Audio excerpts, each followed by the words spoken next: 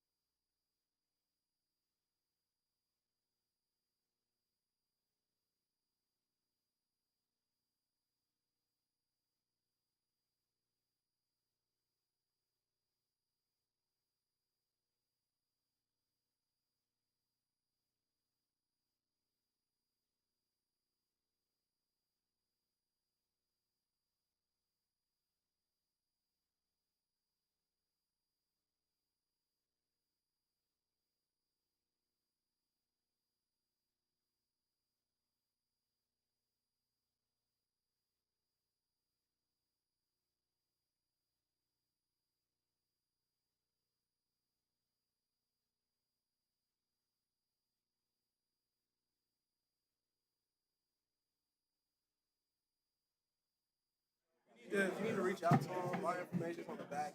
Just call me, shoot me.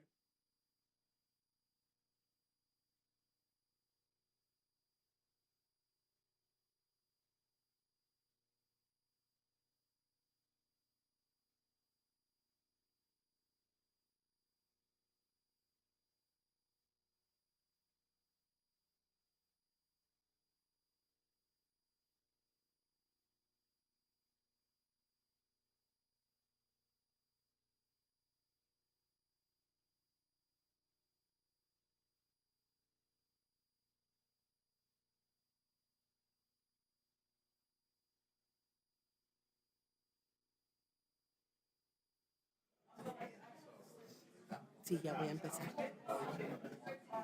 Okay, all right, bye.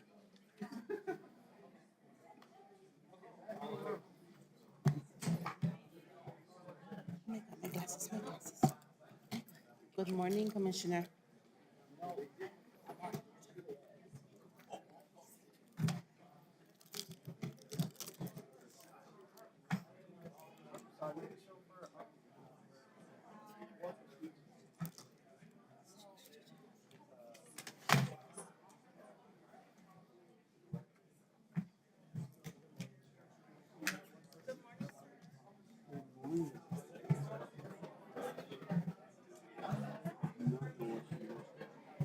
Yeah, I do know what she looks like. There's a picture. She's going to show us. She said about 9:15. She's not going to be here.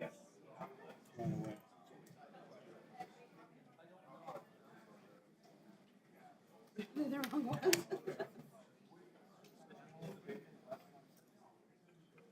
The back?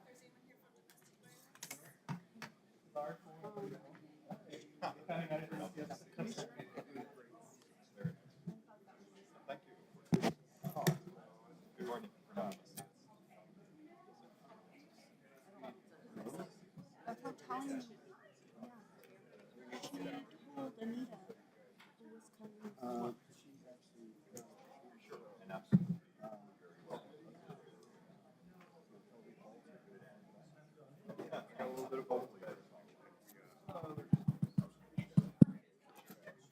Excuse me. Is there anyone here for domestic violence proclamation?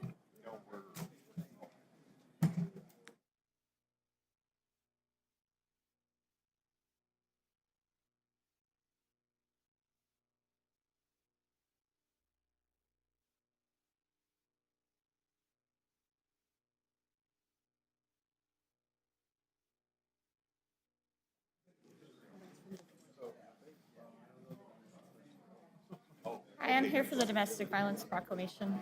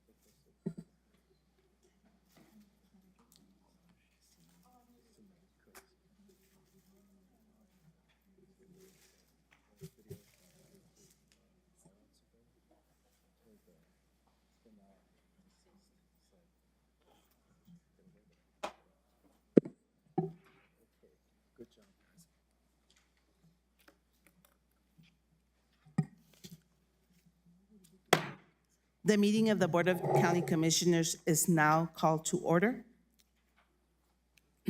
We'll begin with the invocation of Chaplain Bill Stickles with Donana County Detention Center.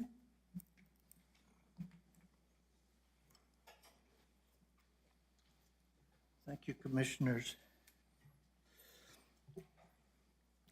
I'm reminded that in Psalms 127, unless the Lord builds the house, the laborers labor in vain who build it. Unless the Lord guard the city, the watchman keeps awake in vain.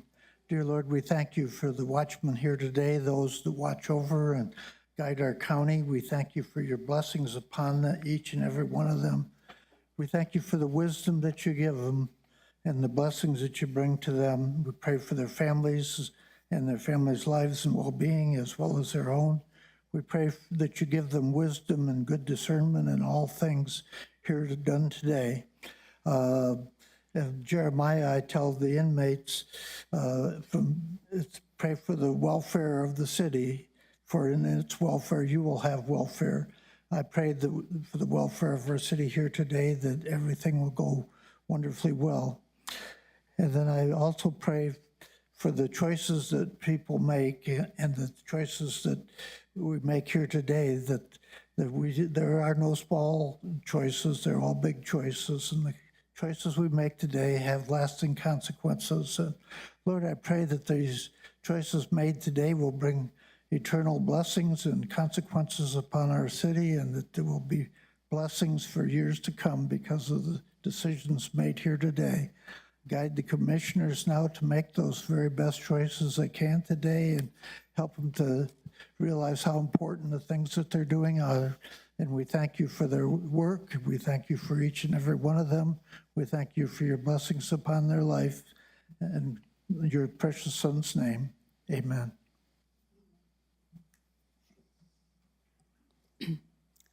Will all of you please stand for the pledge? Nelson, can you lead us with the pledge, please? Allegiance to the flag of the United States of America and to the republic for which it stands, one nation, under God, indivisible, with liberty and justice for all.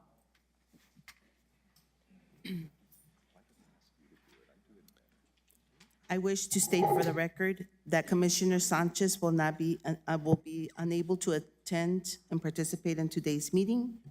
And may I have roll call and determination of quorum, please? Commissioner Ellens? Yes. Commissioner Reynolds? Here. Commissioner Chaparro? Present. Vice Chair Murillo? Present. Thank you. Mr. Macias, do we have any changes to the agenda? Madam Chairwoman, there are changes to the agenda.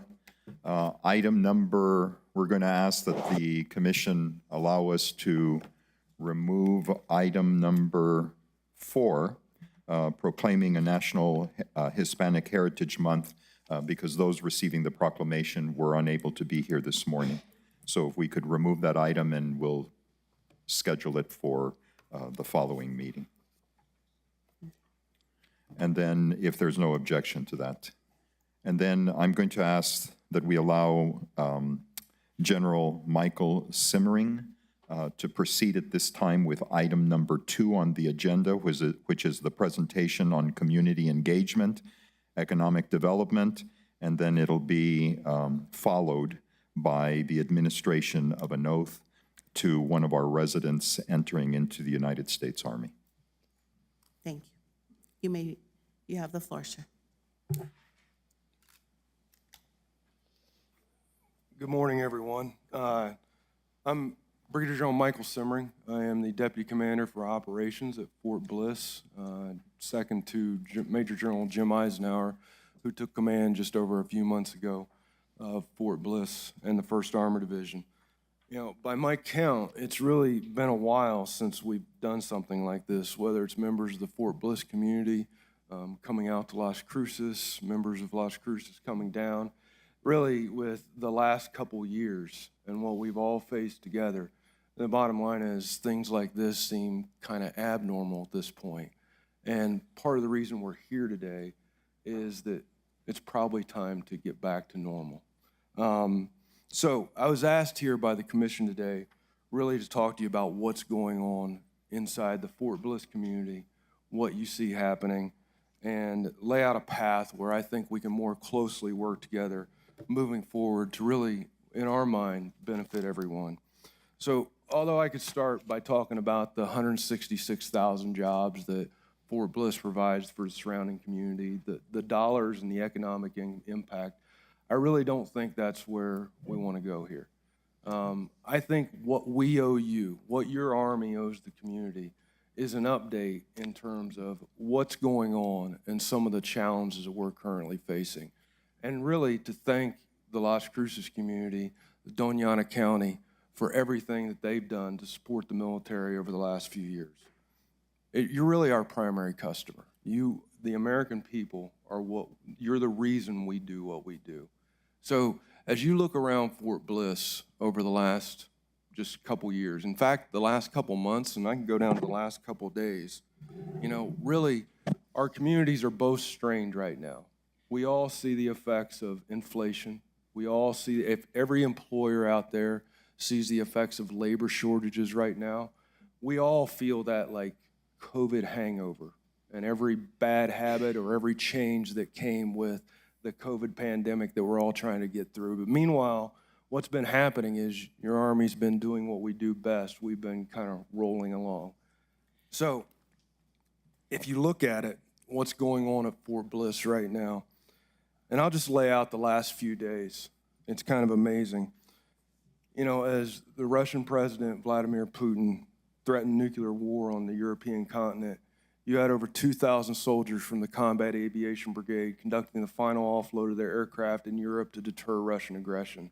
That happened just a couple days ago.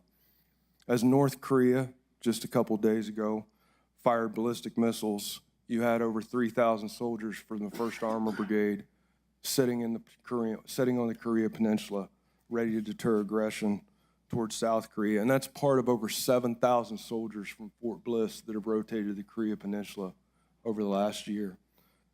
As Hurricane Ian right now barrels towards the Florida coast, you have Fort Bliss soldiers that are on standby right now, ready to respond and to provide disaster relief to the surrounding area.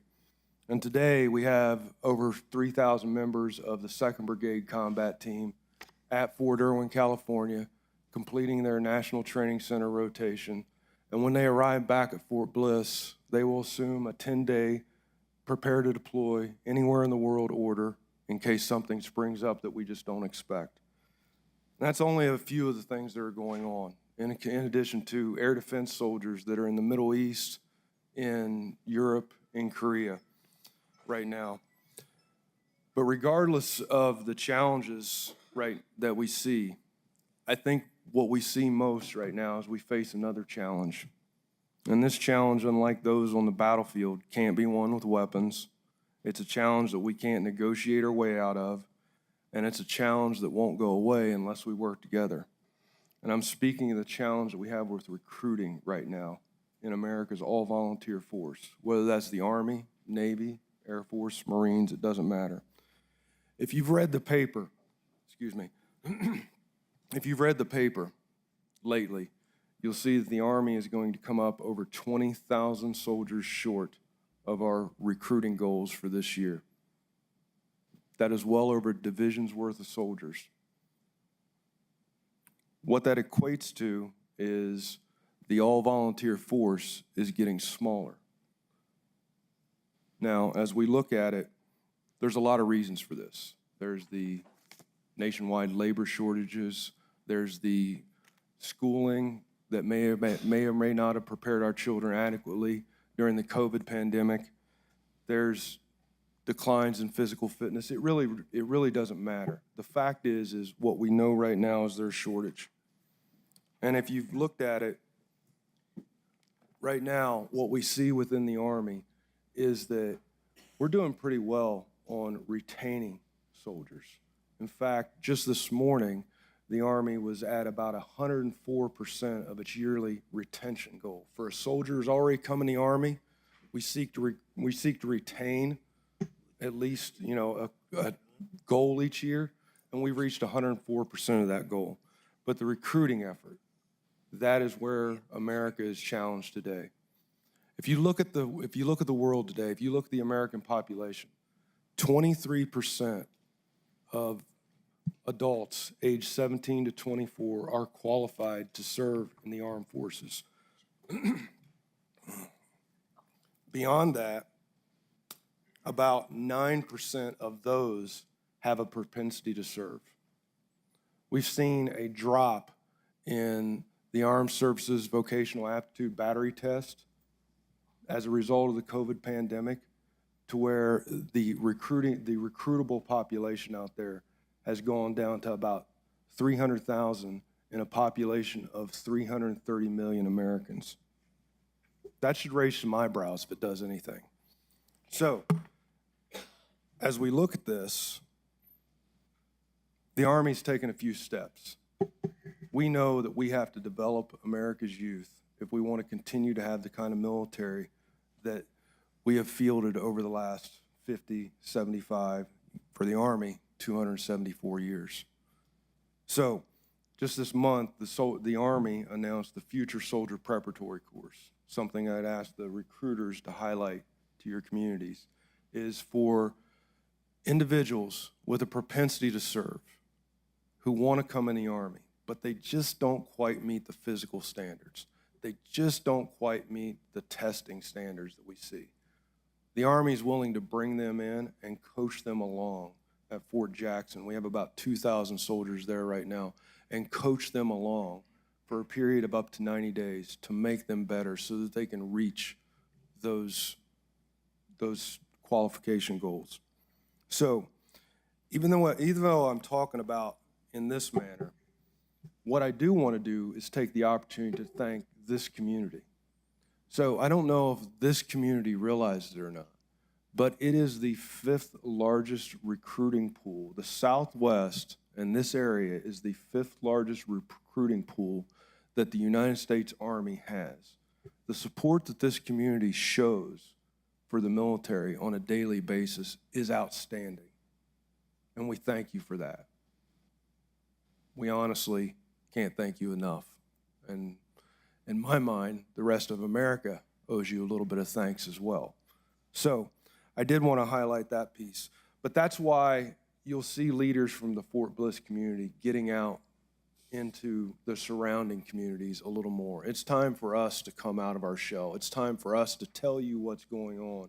It's time for us to relink at following the post-COVID hangover, however you want to couch it, but get back to doing business the way that we should and we all know that we can be doing. So when I normally approach, and I've approached several councils, we've talked to several members throughout the community, what I normally get are questions about, well, what can we do to help in terms of the dangers that you're seeing today or the shortages in recruiting you're seeing today? What I'd ask the commission here is just 4 very simple things. Right, number 1, you have a great recruiter over there, Sergeant First Class Fernandez, okay? Invite these recruiters to your community events, no matter how small. Let them get to know your population. The Army recruits off of relationships. That's how we do business, okay? So word of mouth matters.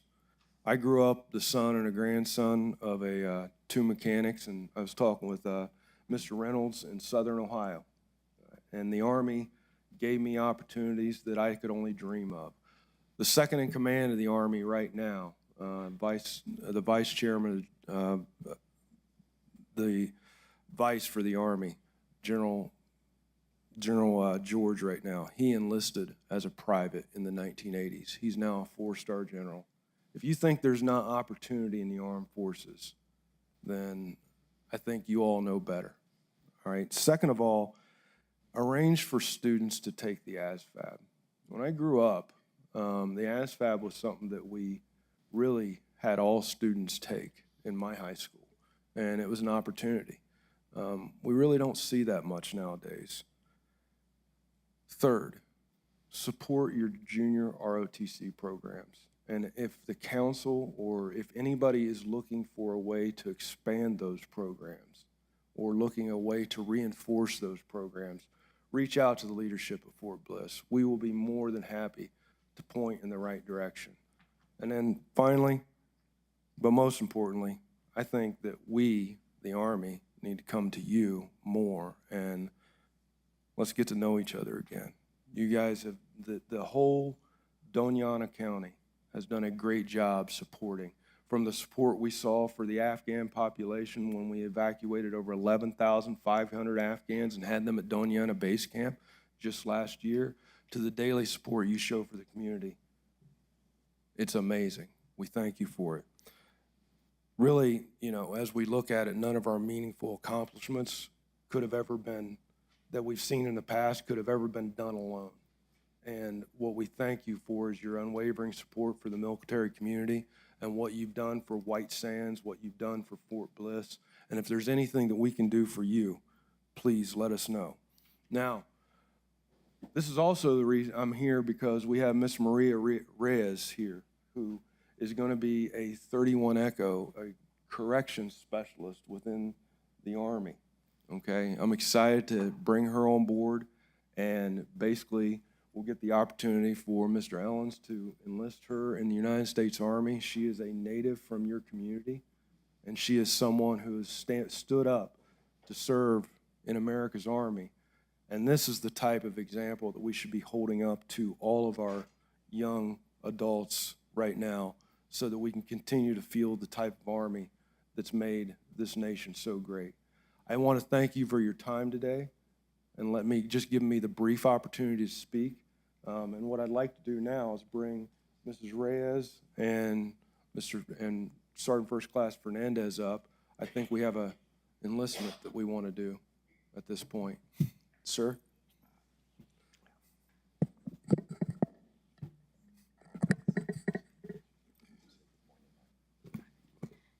Good morning. My name's Maria Reyes. Are you ready to be sworn in? Yes. As a former United States Navy officer, it's my pleasure and honor to administer the oath to someone who has chosen to serve our community and our country. Please raise your right hand. Repeat after me. I, your name, I, Maria Carolina Reyes, do solemnly swear do solemnly swear that I will support and defend that I will support and defend the Constitution of the United States the Constitution of the United States against all enemies, against all enemies, foreign and domestic,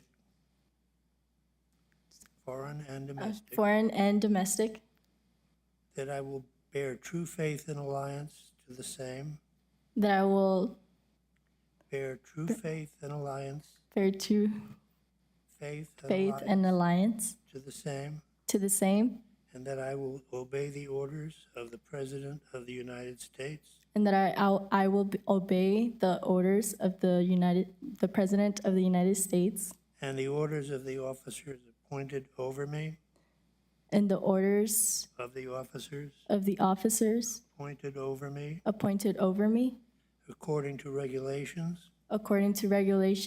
and the Uniform Code of Military Justice and the unit and of the the Uniform code Code of the Uniform Military Code of the Military and Justice.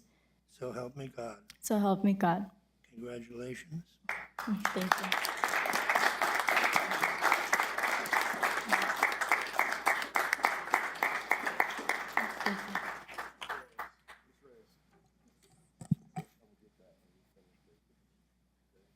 She actually leaves Monday for basic training. Congratulations.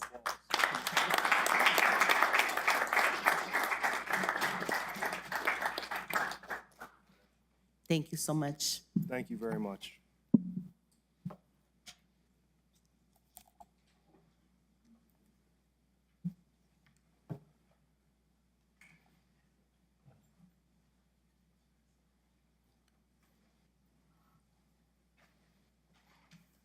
Mr. Macias, do you want to present the pet showcase? Madam Chairman, let me impose upon the commission to see if we can proceed at this time actually to another item on the agenda, which is proclaiming the National 4-H Week. I noticed in the back we do have a number of students that are participating, and although they may not want me to rush them back to school. Perhaps we maybe should attend to that so that they can get back to the school.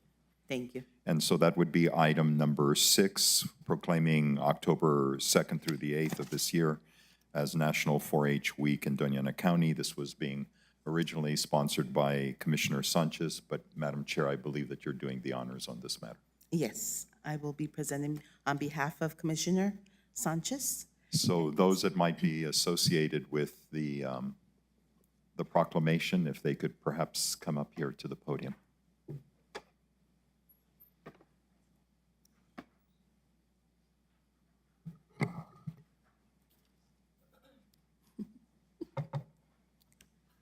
So, Madam Chair, in order to bring the matter forward, if we could have a motion and second related to the adoption of item number 6.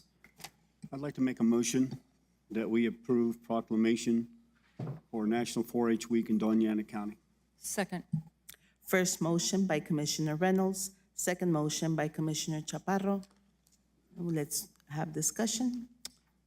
So the New Mexico State University Agricultural Extension Doniana County 4-H program is a dynamic, non-formal education format that provides youth opportunities to learn, develop life skills, have fun, and contribute to environmental education, community service, and current youth issues.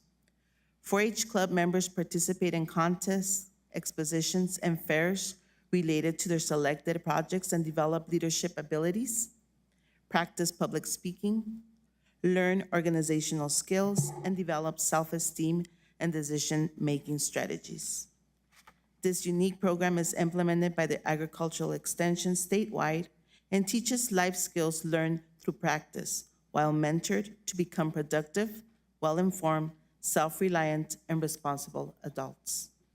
I was glad to learn that the 566 Doniana County elementary children participated in the Egg to Chick program, where they incubate fertilized eggs, enabling students to watch them hatch in their classroom. 1,442 Doniana County 3rd to 5th grade students attended the Ag Ventures field trip held in the fall and the Ags Explorer field trip held in the spring. Here with us today, we are honored to have Teresa Dean, County Program Director, Livestock 4-H Agent at New Mexico State University, Donana County Cooperative Extension Service.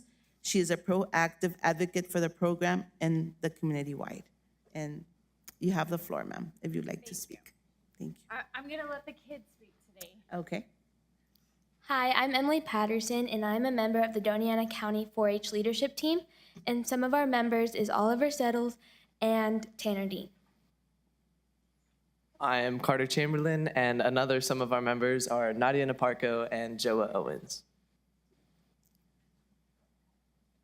Good morning, Commissioners. We greatly appreciate your support of the Donana County Cooperative Extension Service. Because of your support, we are able to be a part of this great organization. On behalf of Doniana County 4-H and my fellow team members, thank you for the opportunity to join you this morning, for your support, and for your 4-H Week proclamation. I would also like to invite you to visit the Southern New Mexico State Fair this week. It is the culmination of all the hard work our members have put in this year. From livestock to quilting to baking to leathercraft, there is something for everyone. And to thank you for all of your support, we have provided a token of our appreciation. So, on behalf of myself and my fellow team members, thank you, Commissioners, for all of the support that you provide to our Doniana County 4-H program. Again, my name is Teresa Dean. I am the County Program Director for the Cooperative Extension Service here in Doniana County. And as you mentioned, I'm the 4-H Livestock Agent. So as the 4-H Livestock Agent, we have about 200 students that are going to be exhibiting their livestock at the Southern New Mexico State Fair. And we have about 700 other projects that will be in the Red Barn. That is our 4-H Red Barn that will exhibit like all the arts and crafts and the sewing and the baking and everything that Nadia mention. So we do invite you guys to come out to the fair to see all of the amazing work that our 4-Hers have been diligently working all summer long to put together.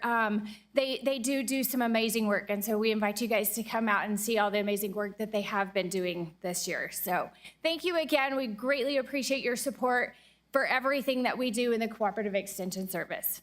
Thank you. Thank you. Any words from commissioners? Commissioner Chaparro? Thank you. Good morning, and thank you so much for being here. I remember the 4-H program at Las Cruces High School, where I attended high school. I wish I'd been more involved at that time, but please let us know whatever you need from this commission to help all of you be more successful, and thank you for the very thoughtful gift. You know how much I care about you guys. Listen, thank you so much for everything you do. Didn't you make that belt buckle? Because I remember you made that one, didn't you? I won it at the El Paso. Okay. I remember something about that belt buckle. But anyway, thank you guys so much for participating. You have no idea, as I think I've mentioned to you before, how much this prepares you for every opportunity you're going to face in the future.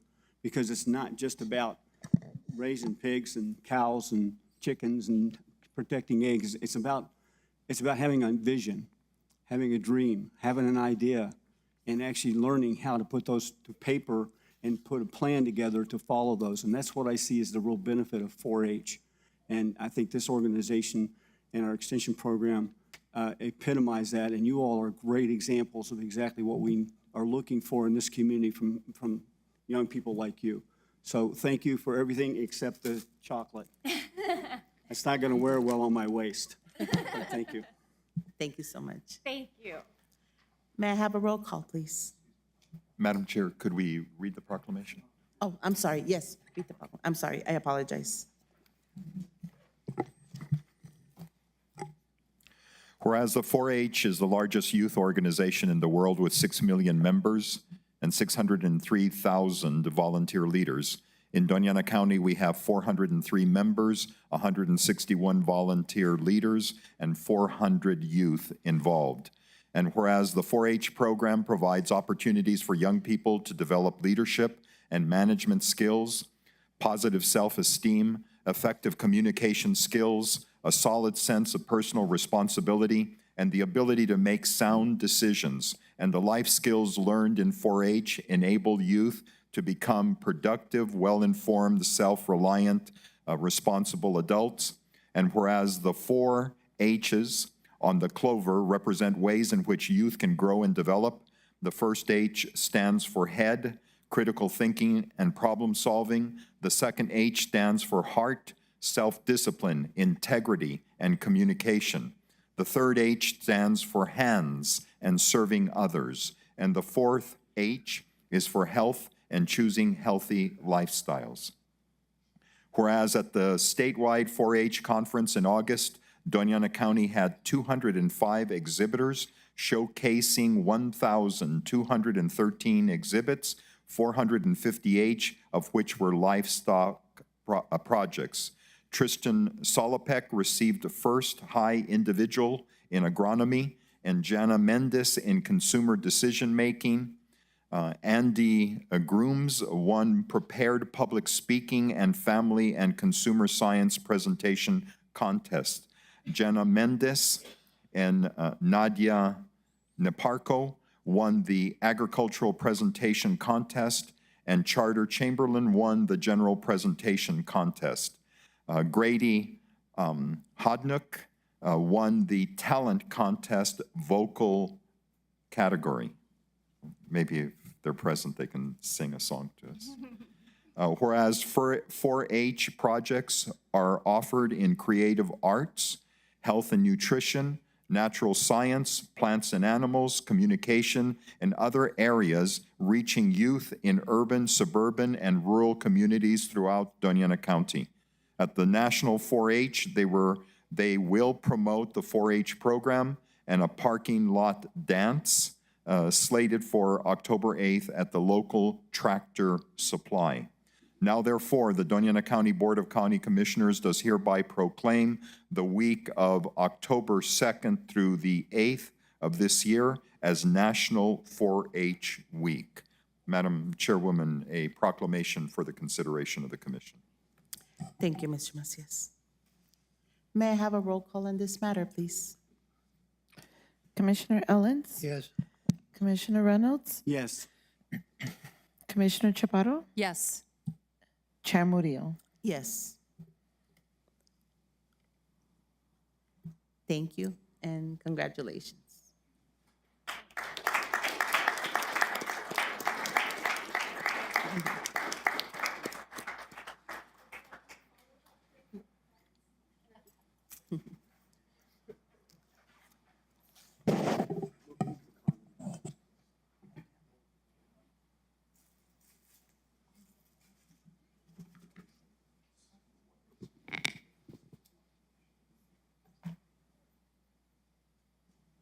She can't stand there.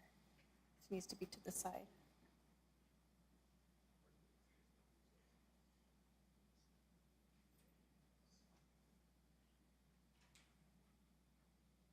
Commissioners, on the ends, can you get a little bit closer?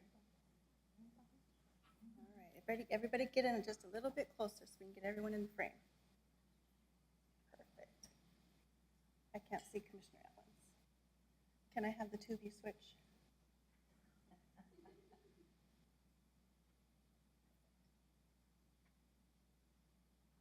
Okay, everybody smile, keep your eyes open. Perfect, thank you.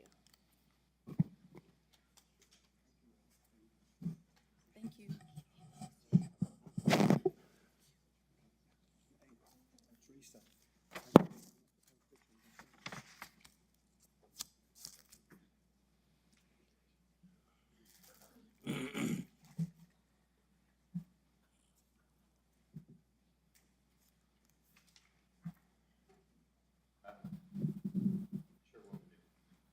Madam Chairwoman, with that, if we could return to the regular calendar, and I believe that it's the pet showcase.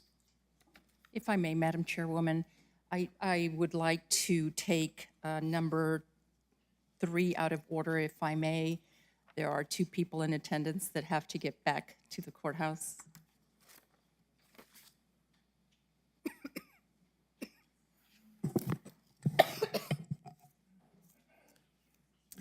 May I have a motion for this item, number 3? Madam Chairwoman, Madam Chairwoman, forgive me for interrupting. If there's no opposition from any member of the commission, you have the authority to move that. No, everybody was, Oh, so I'm sorry, were you moving the item? Okay, Yes. thank you. Thank you, Madam Chairwoman. I move to proclaim October as Domestic Violence Month in Doniana County. Second. first motion by Commissioner Chaparro, second motion by Commissioner Allen. Thank you.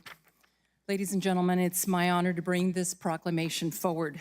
For many years, since 1999, this issue, domestic violence, has touched my heart and oftentimes has caused me sleepless nights. From participating as a board member of La Casa Inc., to listening to matters of domestic violence cases as a judge, to creating the first domestic violence court in the state, to setting bonds of accused perpetrators of murders and domestic violence, joining the Department of Justice as a presenter on a nationwide level. I have been involved at most stages for years in community conversations regarding domestic violence. Now, this year has been a tough year for our county, and most recently, we've been in the news, especially in the last week. I will not mention names out of respect for this family, but I need to remind you that this is not the first death of a victim this year due to domestic violence. Our hearts break for our neighbors who have lost a loved one. We are at the first stages of the investigation, and we'll know more once our Chief Law Enforcement Officer, District Attorney Gerald Byers, receives more information from the sheriff and the sheriff's department. We must not be silent We must be the ones that listen, who reach out a helping hand, who donate time and money to the agencies that address domestic violence in our community. Each year, we issue a proclamation for National Domestic Violence Awareness Month. And though it's celebrated in October, it's important to continuously echo Stop Violence all the months of this year. While we most often hear about domestic violence against women, domestic violence happens to both men and women, particularly now in an economic downturn. Stress and frustrations can increase the frequency and severity of abuse. This month, we not only celebrate those who overcome domestic violence, but also those who are allies and advocates against any kind of domestic violence. Today, I am very proud that we have one of Donana County's own advocates, former Domestic Violence Commissioner, the Honorable Isabel Jarabek, here to receive this proclamation. Commissioner Jarabek is one of our own here from Las Cruces. She attended local schools and graduated from NMSU and later from Oklahoma City University, receiving her Juris Doctorate. She started her service as a domestic violence commissioner in March of 2015 until August of this year, last month. I have personally observed Isabel as she has patiently listened to everyone who ever appeared before her, affording everyone the opportunity to be heard, and has always ruled with justice. And may I add that every time that I was there interpreting and heard any case, she always inquired about guns that a perpetrator may have had and the law regarding that issue. Isabel, I know how difficult your job was and how much courage it took every day to be strong and fair. I respect and admire you deeply, and know that your hard work and dedication has not gone unnoticed. This Board of Commission applauds you today, and I know that together, along with law enforcement, with judges, with the DA, with this commission, and all advocates and agencies, we can do more and stand with those victims of domestic violence. Thank you, Madam Chair, and may I please have the proclamation read? Madam Chairwoman, with your permission, a proclamation. Whereas defined by the National Network to End Domestic Violence in partnership with a Pennsylvania Coalition Against Domestic Violence, this year's campaign theme is Everyone Knows Someone, to highlight how common it is and that it is more than physical violence. Across our nation, 1 in 4 women and 1 in 7 men will experience domestic violence in their lifetime, regardless of their socioeconomic status, race, or gender.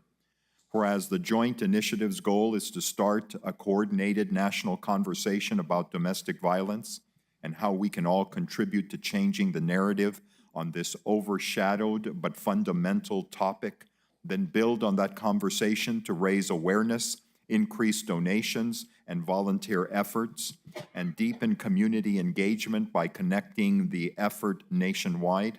And whereas in New Mexico, an average of 19,724 incidents of domestic violence were reported each year to statewide law enforcement agencies from 2015 through 2019, this is a 5% increase over the average reported in the previous 5-year period. The 22,999 incidents of domestic violence reported in 2019 showed a 22% increase over that reported in 2018. And whereas the Commission salutes the courage and resilience of survivors of domestic violence and honor the work of service providers and advocates who stand for safety and legislation that promotes dignity and justice for victims, and whereas we honor the work of advocates like the Honorable Isabel Jarabek, who served as Domestic Violence Commissioner from March of 2015 through August of 2022 in the 3rd Judicial District Court. Ms. Jarabek fought valiantly for the rights of domestic violence victims, including the recognition and proper justice for perpetration of other types of abuse that do not leave physical marks, such as financial, economic abuse, and emotional abuse. And now, therefore, the Donana County Board of Commissioners does hereby proclaim the month of October as Domestic Violence Awareness Month. Madam Chairwoman, a proclamation for the consideration of the Commission. Thank you. Madam Chair, Yes. I'd like to make a motion that we approve the proclamation, proclamation to proclaim, tongue twister, October as Domestic Violence Month in Doniana County. We already, We did not. Yes. Yes. it was Did I fall first asleep by again? Chaparro and second by Allen. Your eyes were open, so I don't think so, but there is a motion already pending before the Commission. And Mr. Beck, would you like to say some words, please?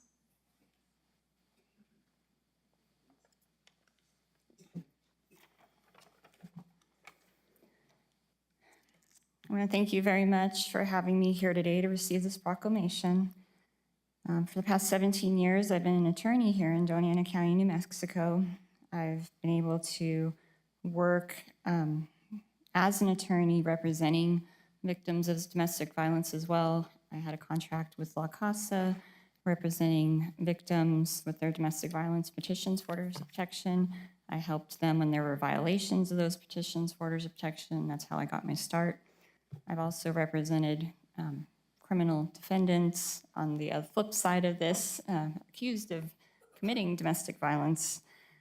So I've seen this issue from all angles. And I want to say about that, oftentimes the perpetrators, the batterers, have been victims themselves of domestic violence. This does not just start where they wake up one day and they decide, I'm going to be an abuser. This is a cycle. It's an ongoing cycle. They learned it. It can be unlearned. It can be corrected. It can be cured, and it needs to be broken. I've seen families in my law practice that had small children when I first started, and now those children are entering the court system as either victims or batterers. And it's a sad cycle that I'm watching repeat itself. I'm glad that Mr. Chaparro and Mr. Macias mentioned emotional abuse, psychological abuse. Oftentimes, those forms of abuse are worse than the physical abuse. They're much more lasting of an impact. The bruises, the cuts, they go away. The emotional wounds don't. They stay with you.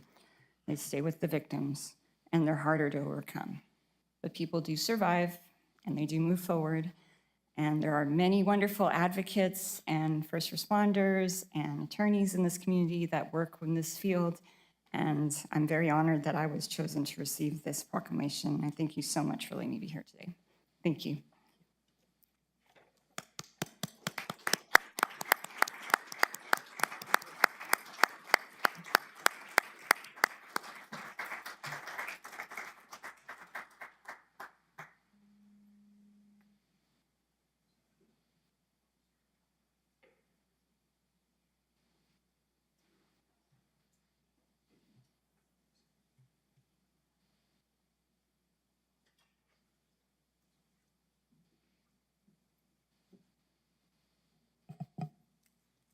May I have a roll call on this matter?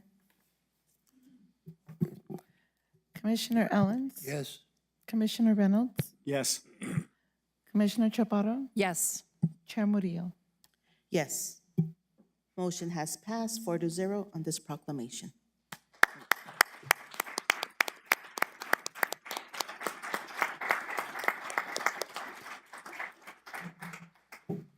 Madam Chairman, if Commissioner Chaparro could join Ms. Jirobek for the picture.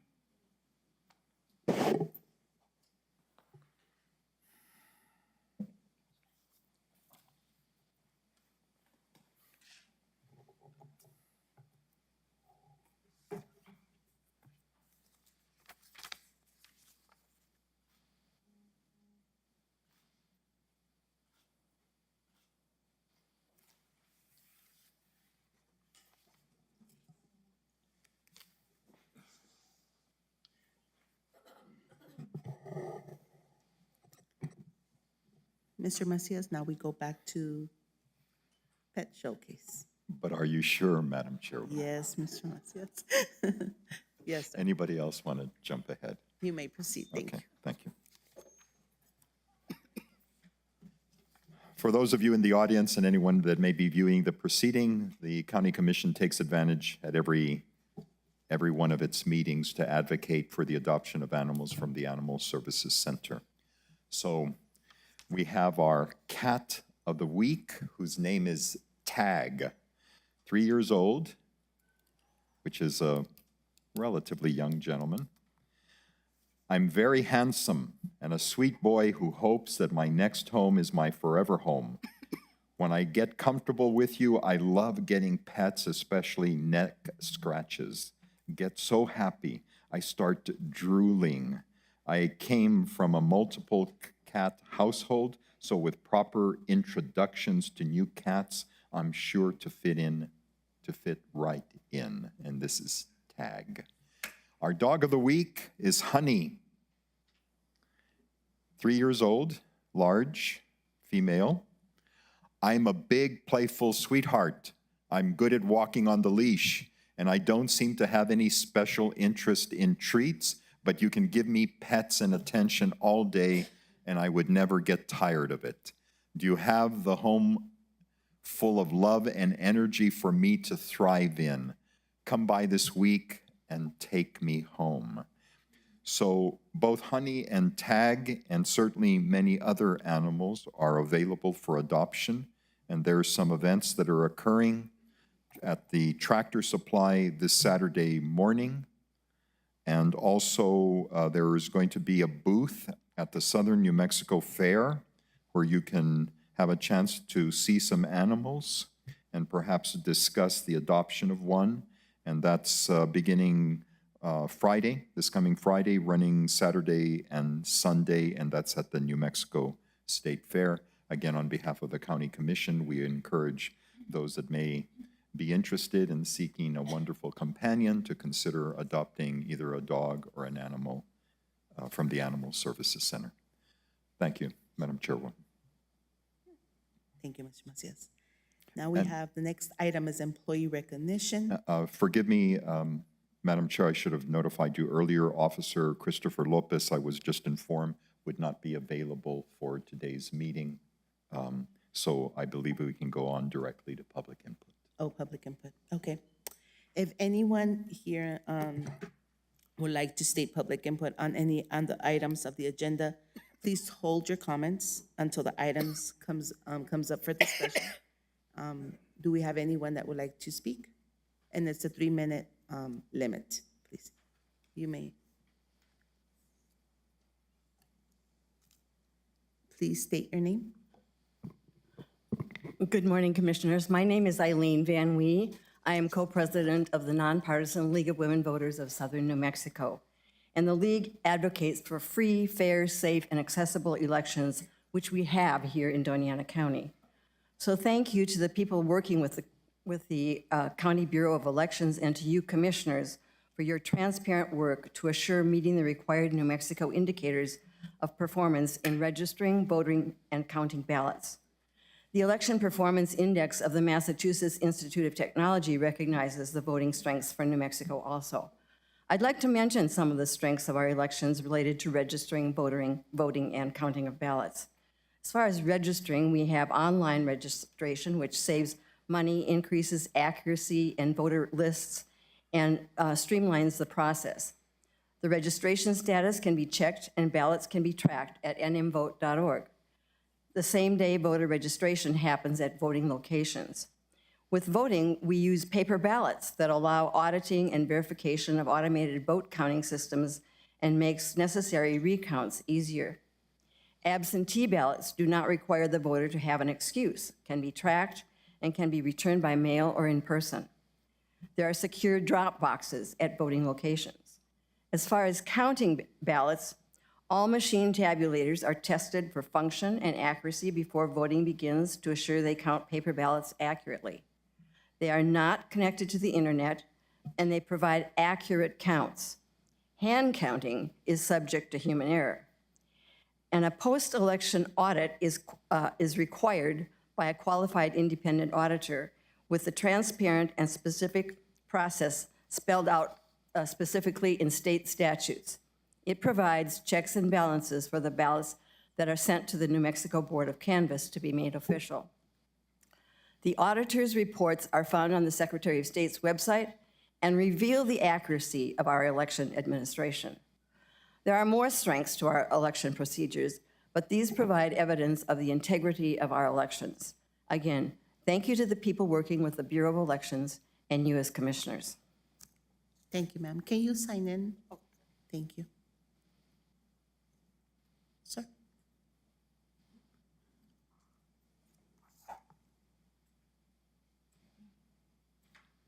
Please state your name.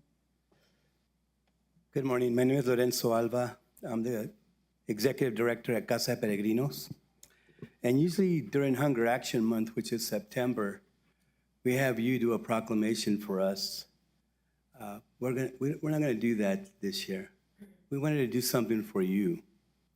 So we'd like to make a presentation to you just to thank you for your continued support of our hunger initiatives here in Donana County over the last decade or so. It's always an honor to call you partners because we do this together. The hundreds of thousands of people that have been served in the rural communities and the millions of meals that have been served, we could not ever do alone. This partnership has been very fruitful over the last decade, and it is always heartwarming to us as a nonprofit to know that our leaders are behind us in this fight against hunger. So today we want to present you with something that shows how much we appreciate the partnership, and more than anything, the friendship in this fight against hunger in Donana County. So we have something for you. I do have some of my leadership team here, and I'd like to introduce them. My Deputy Director, Nancy Ryan, my Programs Manager, Diana Alvarez, and my Development Coordinator, Bianca Menchaca.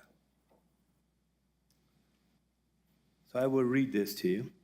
Presented to Donana County, in appreciation for our partnership and your continued support as we collaboratively work to fight hunger in our rural communities of Donana County. 2022 Hunger Action Month, then we've got our logo, Casa de Peregrinos, on the bottom. So I'd like to present to you, Chair and Commissioners. I'd also would be remiss by not mentioning the team, Jamie Michael's team. They've been unbelievable all these years. They show up, especially during the pandemic. Their staff was coming to help us when we had no volunteers.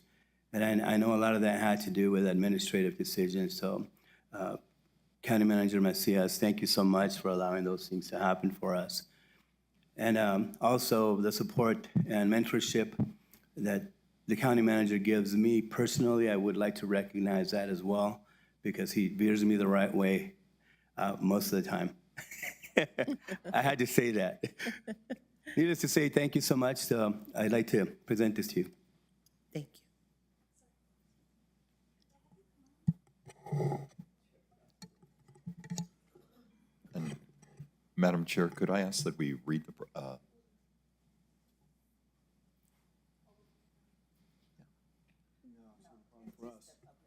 yeah, just what's on the plaque. Oh, he just did? Okay. Okay.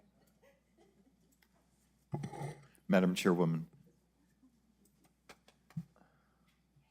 I'd just like to communicate that the 4-H actually brought us peanuts and trail mix. Maybe the next time it can be breakfast from the Casa de Peregrinos. We have to be good stewards of the money and buy food for the poor.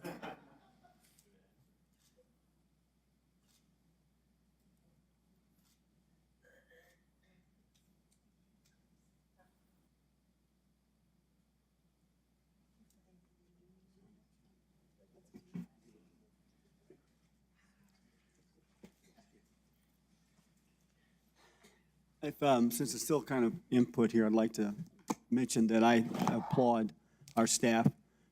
Fernando, Jamie Michaels, and everyone who participated during COVID in unloading semi-tractor trailers loads of food at our community centers all over the county in assistance and help for Casa de Pellegrinos. I was fortunate enough to participate in one of those, and I got to tell you, for 3 hours, there's one truck family, or one truck, one car, one whatever coming straight looking for food. And with 40% of our population living in kind of a food desert in this county, Casa de Peregrinos is their salvation. And during COVID, when the children couldn't go to school, where they get their only, healthy meal a day generally, Casa de Peregrinos was there. And it's those kind of partnerships that we have and the people in our community that stand up and do this that make us the community that we can all be proud of. So we thank you for this plaque. But more than that, we thank you from the bottom of our heart for you always being here representing this county community for over 30 years and the work that you do at Casa de Peregrinos. Thank you. Thank you, Mr. Avila, for the token of appreciation here, and you did it in less than 3 minutes on our public input, so thank you. Do we have anyone else that would like to speak?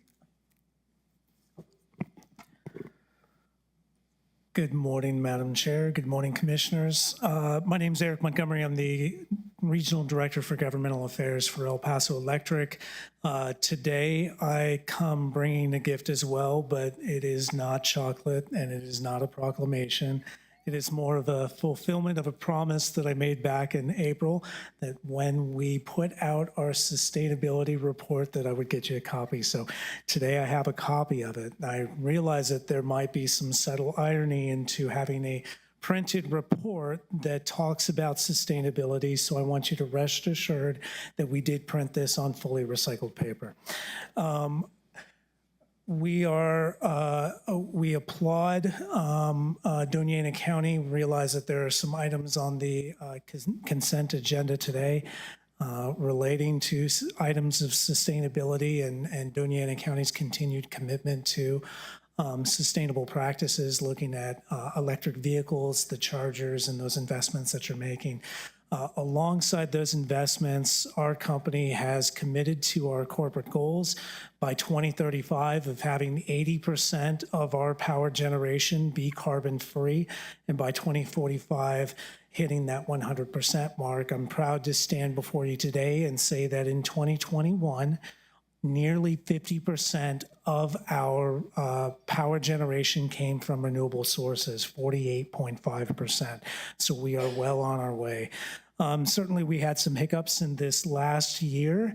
We wanted to deploy 270 megawatts of solar and battery power, but U.S. Department of Commerce investigations caused us to have to renegotiate all of those deals, and so we look forward to doing that in the coming year ahead and continuing our pursuit. Commissioner Ellens, last time I was here, you did ask about wind power, or I believe it was Commissioner Chaparro that asked about wind power and whether or not we had wind power in our mix. You'll see in this report, we do not have wind power. And so in alignment with Lights Out Doniana, Commissioner Ellens, we are helping to sustain the bird population based off of the comments from back in April. And we also have an aviary program that we have highlighted a little bit in here and be happy to give you some more information on that. So I just want to say thank you to the county for continued partnership in sustainability, and I'm not sure the protocol on leaving this behind and how to get it to you. I'll get it to the county manager. Thank you so much.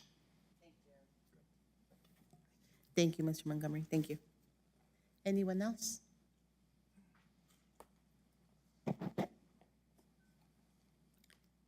Please state your name. My name is Mark Beath. I live in the Valley. The last time I was here, my commissioner said that I was ignorant as to the process of certifying the voting machines. In computer programming, there's if-then statements.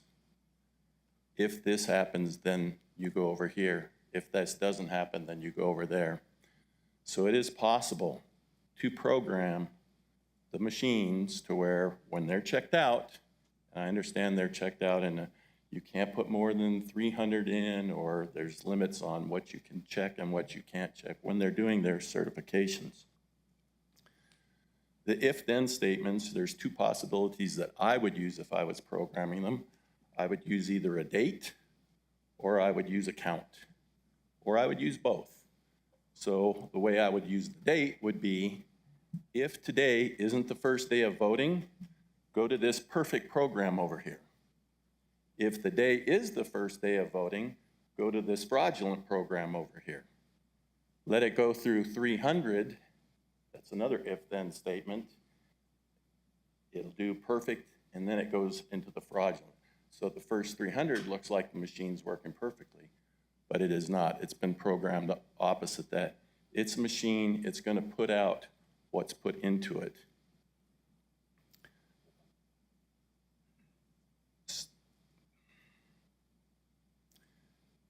In programming that machine, you've got to remember that, I lost my track here, so anyway, the point is that it's gonna come out with what you want. Oh, I know how it is, what I was gonna say. To find flaws in the code, it's almost impossible to go to the code itself and read that. The way that you find flaws in the code is what comes out of it. So if we wanna see that the computer program that was in those machines is proper, the only way we can find that out is that we have somebody counting the paper ballots at the end of the day. It could be make a mistake, but it's gonna be fairly close, or it should be very close to what comes out of those machines. You guys have said that you can't, you're not law enforcement and all that, you can't do stuff. You have taken an oath. Your oath is to give us the best that we can get.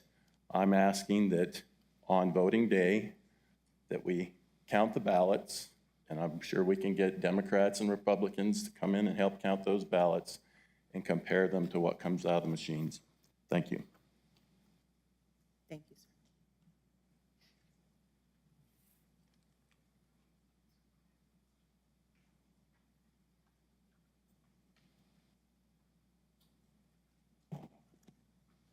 Morning, Madam Chairperson and members of the board.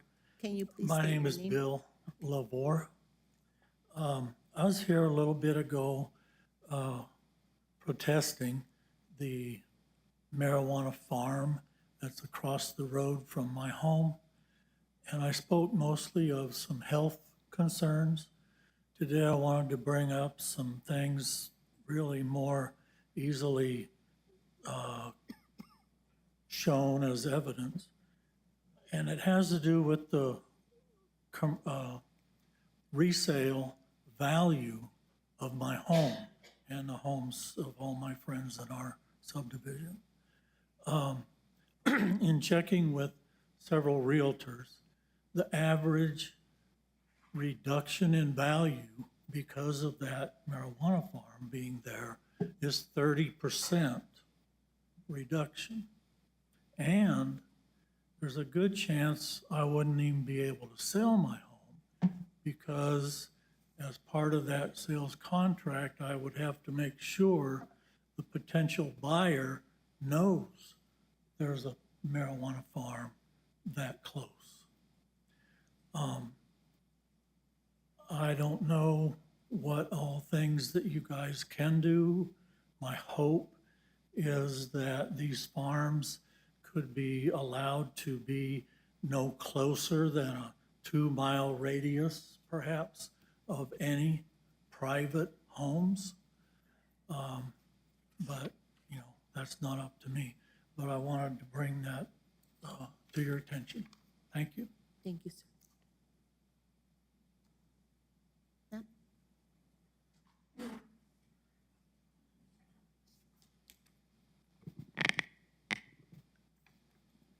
Can you please state your name?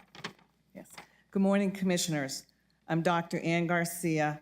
I have a PhD in psychology. I'm a retired federal agent. I've been a presiding judge in the last 2 elections.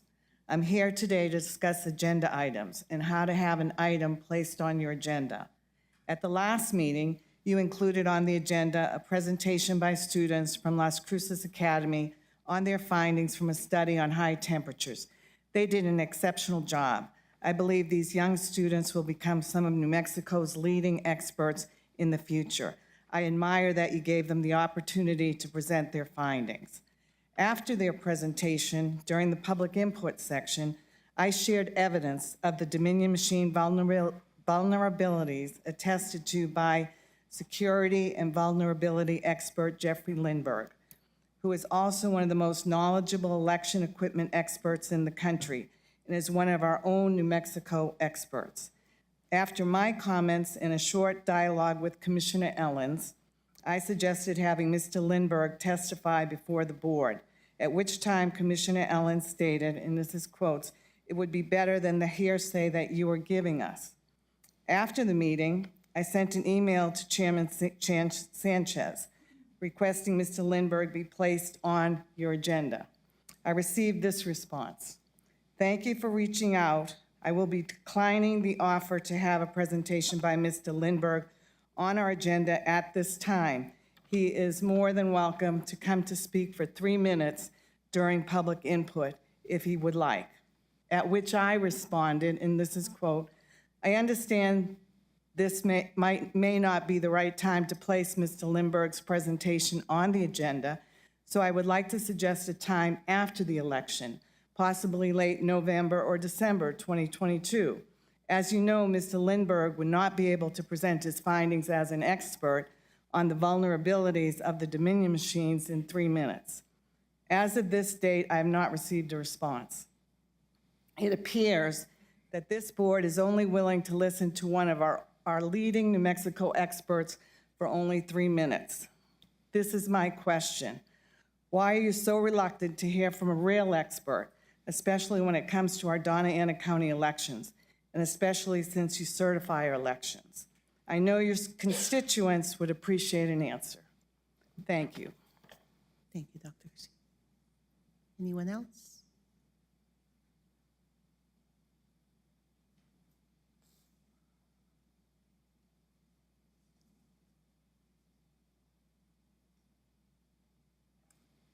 Good morning. My name is Dale Ann Lathrop. I live up on the East Mesa. And recently, I have been taking a Constitution class. And I was taught, and which was used in our class, a very wonderful quote from one of our presidents. President James Garfield.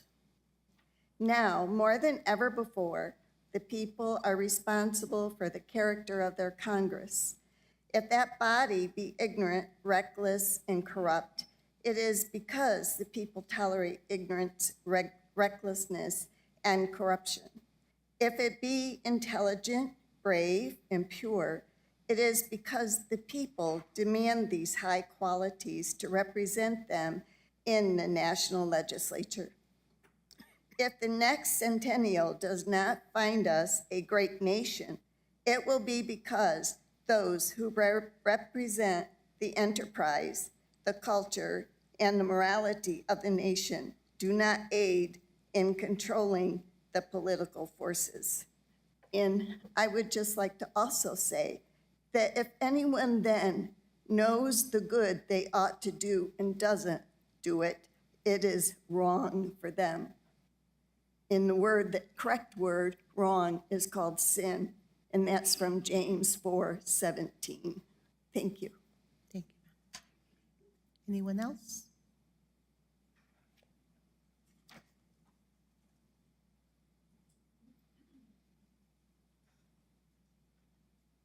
Good morning, Commissioners. My name is Michael Simmons. I'm a resident of the county. To continue on the election integrity piece, I actually worked professionally as a computer programmer. What Mark is saying is correct previously. If you want high-stakes software to be working correctly, and elections are high stakes, millions, let's see, federal budget is spending $4 trillion with $3 trillion of income. There's going to be all kinds of actors doing that. From a programmer's perspective, I don't really trust software unless I can audit it. and it's in a case where you can audit it, and you can audit the entire software stack, coming from source code through the libraries being used and the hardware in place. Yeah, anything can be done in software. You can even probably have it, since the scanner is input-output, you can have it trigger on special ballots or whatever. I'm not saying that's the case. I'm saying at a software level, sky's the limit. Computers are really fast these days. They do good things really fast. They do really bad stuff really fast, really sneaky, because you can't see the electrons flying around inside the systems. So toward that, I don't believe that the software stack from Dominion or the other places is auditable, is openable. I don't believe the Secretary of State has access to it. I'm unaware of a hardware list that comprises your hardware set so that nobody could actually, on the outside, recreate one of your machines and test it to all kinds of places to see if it's got special limits, special switches, special dates. You know, they say that a million monkeys typing is not going to produce Shakespeare, but if you had it all open source, a million monkeys on the internet and whatnot would figure out ways to break the hardware, and probably in just reasonable ways, but if there's anything nefarious, that would be available to them in that case. And that's my professional opinion on this subject. Thank you for your time. Thank you, sir. Anyone else would like to speak?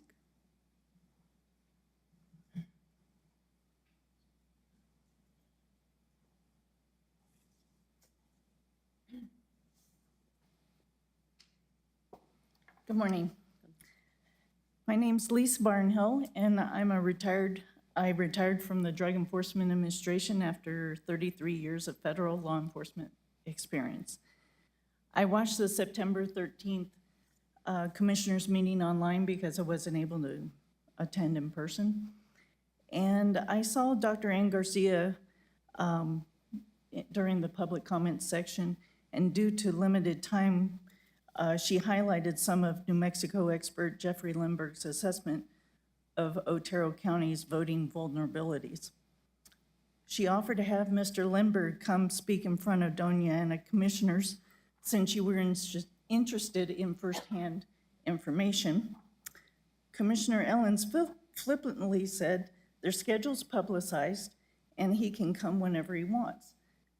However, just as she testified earlier today, he can't do an adequate presentation in 3 minutes. I did some research and found the New Mexico voter fraud report published October 2021. I'm going to read 6 of the many findings from that report, so it is on the record. The outcome of the election for certain races and issues was decided ahead of time because of programming. Voters as old as 120 years of age voted November 2020. I'd like to know their secret. Some counties had more people voting in them than even live in the county themselves. Numerous addresses have excessive numbers of voters. Dominion voting system software fractionalizes votes in violation of state law. Canvassing of voter registration rolls across the state were conducted, including Donana County, and an error rate of 6 to 40%, depending on the county, was found.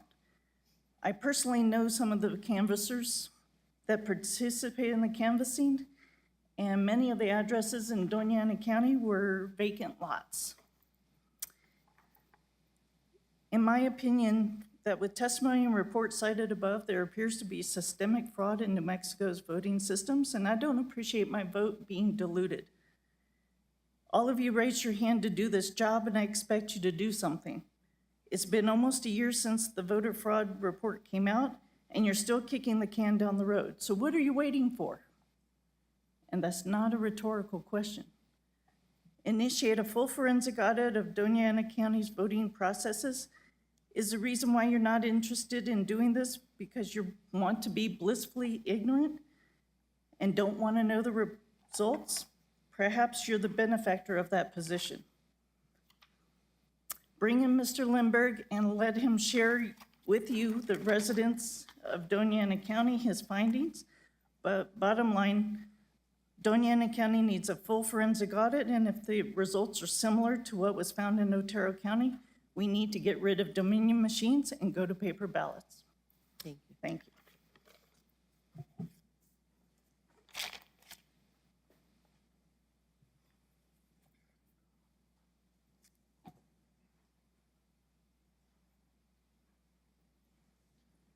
My name is John Deal. Good morning.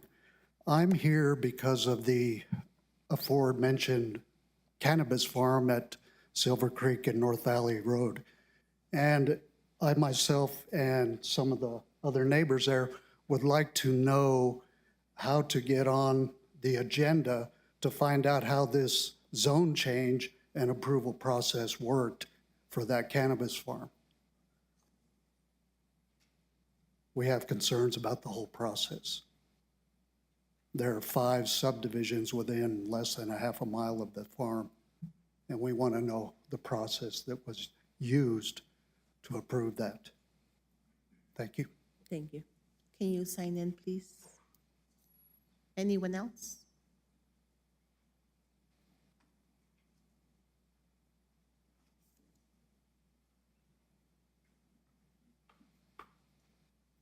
Commissioners, County Manager Macias. I also live on Silver Creek Road, and Can you state your name, please? Don Gibbons. Also live on Silver Creek Road, and after doing some more investigating, very disappointed in how this all evolved. I mean, that's an understatement, my disappointment in that. We'd like to get this on the agenda. You know, we have rights too, as citizens of this country, and this has been inflicted upon us. And, you know, it's just needs to be more thought out. We're not against the growing of, we're not against the legalization, we're not fighting any of that. But you can't put a commercial cannabis grow in a residential neighborhood. And these lots were subdivision lots. And the person who started all this wasn't even truthful in what he planned on doing with this grow. So I'm just having a hard time as a citizen of this country and this community that I'm having to fight for something like this. This is greatly going to affect my life. Greatly. I live right across the street from this. This is not what we bought into. I've lived there since 1994, and they've never farmed that property across the street. The Borellas are the ones that split that all up. I paid money to put in that paved road, and we donated it back to the county. And that's what the man that's wanting to grow really wanted to do, because he built his own house. And those lots he was going to try to sell, he was wanting too much money. If cannabis was never approved, he wouldn't be growing there. He'd be building a house or trying to sell the lot. I mean, we need to be thinking ahead and putting in proper procedures when it comes to cannabis. It's a whole different animal. I mean, under cannabis is fine, but you got to have other procedures for that. We got to protect the community. I've tried, everyone in our community, pretty much a 100 consensus that we do not want this in our community. So we're not going away. We're just beginning. So we need to get this on the agenda. We need to get this fixed. And I'm sorry that he came in and wasn't truthful and went out and put up all this fencing and spent all this money. Nobody even knew he put all that up till we came in and complained on June 14th. County people went out there and also they see this fence with razor wire and everything. It's crazy. And most of the people I know, they drive by, they go, Don, what the heck's going on? And I tell them, they're like, you're kidding me, why? And I get the same old thing. I'm so sorry you're gonna have to go through all this. Well, as a citizen of this country, I think my rights are being violated. I think the whole community is being violated. We should have a say in something like this. This is a democracy we live in. Thank you, sir. So please. Madam Chair? I have a Yes, question Commissioner. for the gentleman.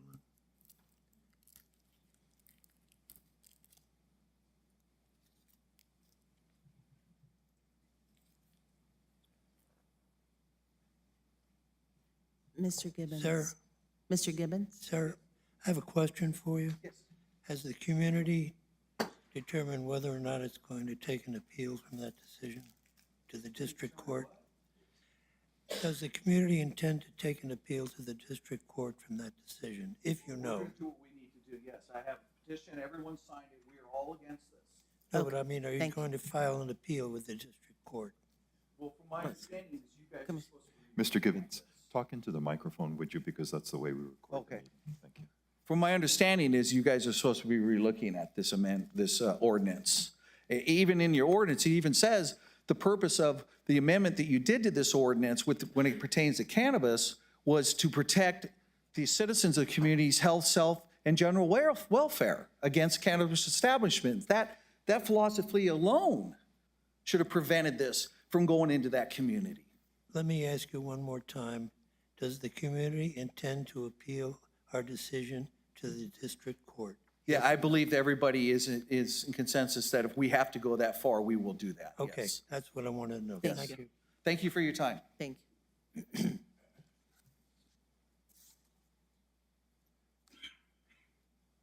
Howdy. My name's Woody Crawford, and we have a home in Saddle Creek Estates. And this situation with this marijuana farm is going to affect us because do y'all like skunks? That's what this is going to smell like when they start producing this. And my wife has breathing problems, and a lot of people in Gray Fox do, and Saddle Creek, and this is not tolerable, really.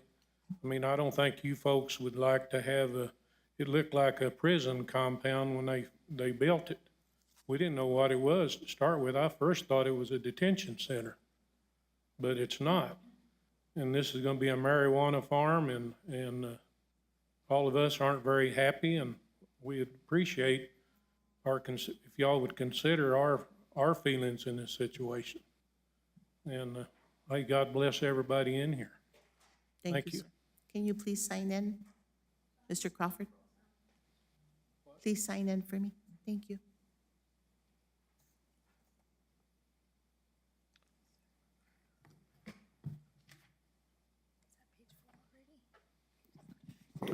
My name's Ron Wilson. Madam Chair Lady, Commissioners.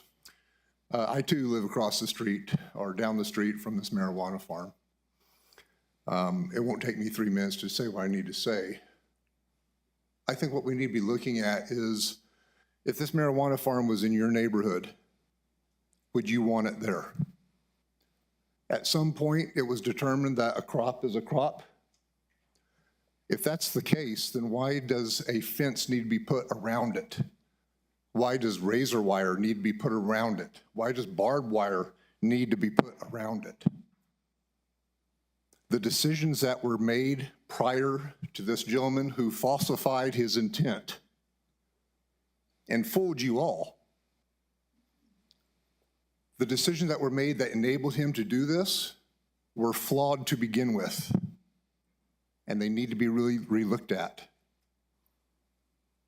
Our lives, our property values are all going to be affected, and yet I never received any notification that this was going to happen. I don't know why a special permissions permit was not required.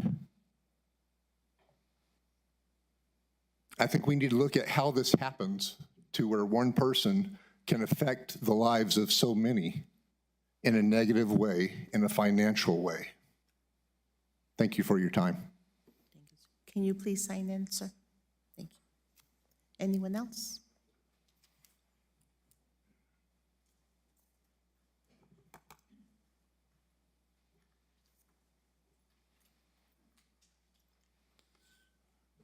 Good morning, and thank you for this opportunity. I'm just a lowly grandmother, great-grandmother, that lives right close to this same farm that everybody has been talking about.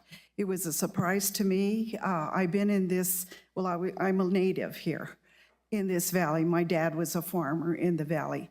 And to see something like this come up all of a sudden, and I have 6 grandchildren that come around every day around my house, and to see this come up was just a shock. And I am so sad to where New Mexico has gone to allow something like this to happen to people like me that have been here forever and ever and have loved this state. But I'm worried about my grandchildren now. I have been here, I've had a blessed life, but I'm worried about my grandchildren, the influence that this type of farming would be allowed so readily right there. Again, my granddaughter, in fact, tried to buy some of that acreage right there, but it was just out of sight for her. So please keep us in mind, keep our future in mind. You just honored the 4-H people and those kids and the 4-H's and what they meant. And I don't know that this pot farm would fit into any of those 4-H's at all. So please keep my children and my grandchildren and my great-grandchildren in mind as these come up. And please help us to see what we can do about it, because this is not the New Mexico that I know, and this is not the New Mexico that I want for my future generations. Thank you. Ma'am, can you state your name? Esther Weatherly. And please sign in. Thank you. Anyone else?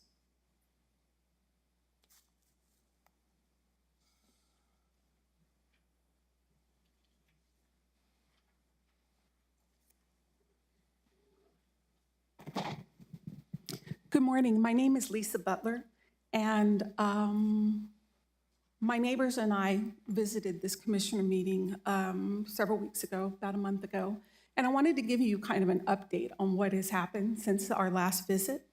Later that same day that we appeared the first time, apparently some of you, for the first time since you voted this in, actually went out to Silver Creek and visited and looked at what was there. I know that County Manager Macias was out there, and through word of mouth, we found out that he was very upset at what he found, because when he drove out there, he realized that fences were built, concertina wire was up, and the man had not pulled permits for any of this.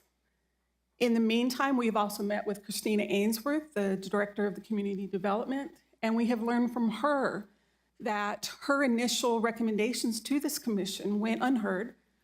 We were told that she had recommended at least a half mile between anything like this and a private home. But since we were not present during the debating of the formation and the writing of this ordinance, no one was here to argue our side. The other thing that we have been told consistently for the past month, well, since June, is when the commissioners and the Planning and Zoning Commission were discussing this, where were you? You weren't here to argue and fight for your rights. I'll tell you where we were. We were at work. We were doing our jobs, earning our salaries to pay our taxes that pay your salaries. That's where we were. And when we get asked, well, where were you to fight for your rights? I beg your pardon, but that's your job. Your job as commissioners is to stand and represent us, because we elected all of you. We elected you to represent our rights when we cannot be here because we're working. We have full-time jobs. There's some other things that came up, and we have learned through multiple inconsistencies by this gentleman that filed for these permits. He said he was going to plant in the ground. He wasn't going to do that. He wasn't pulling building permits like he was supposed to. So where are the consequences for the inaccuracies that he has on his permits? By your inaction and by this going through, you have literally dumped this at my doorstep. I want you to look at the wall behind you and these doors.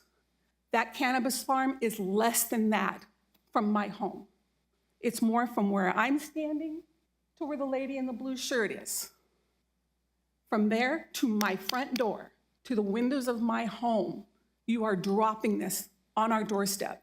And we all deserve more than 180 seconds to fight for our rights. Please put this on your agenda. Thank you. Anyone else? I see and hear none. We go next to the next item. Staff input. Mr. Macias, do we have any staff input?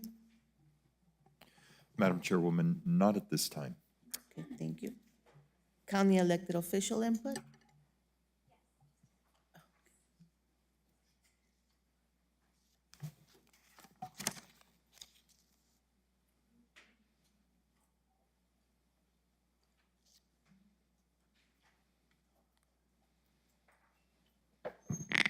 Good morning, Madam Chair, Commission, Dr. Amanda Lopez-Askin, Doniana County Clerk.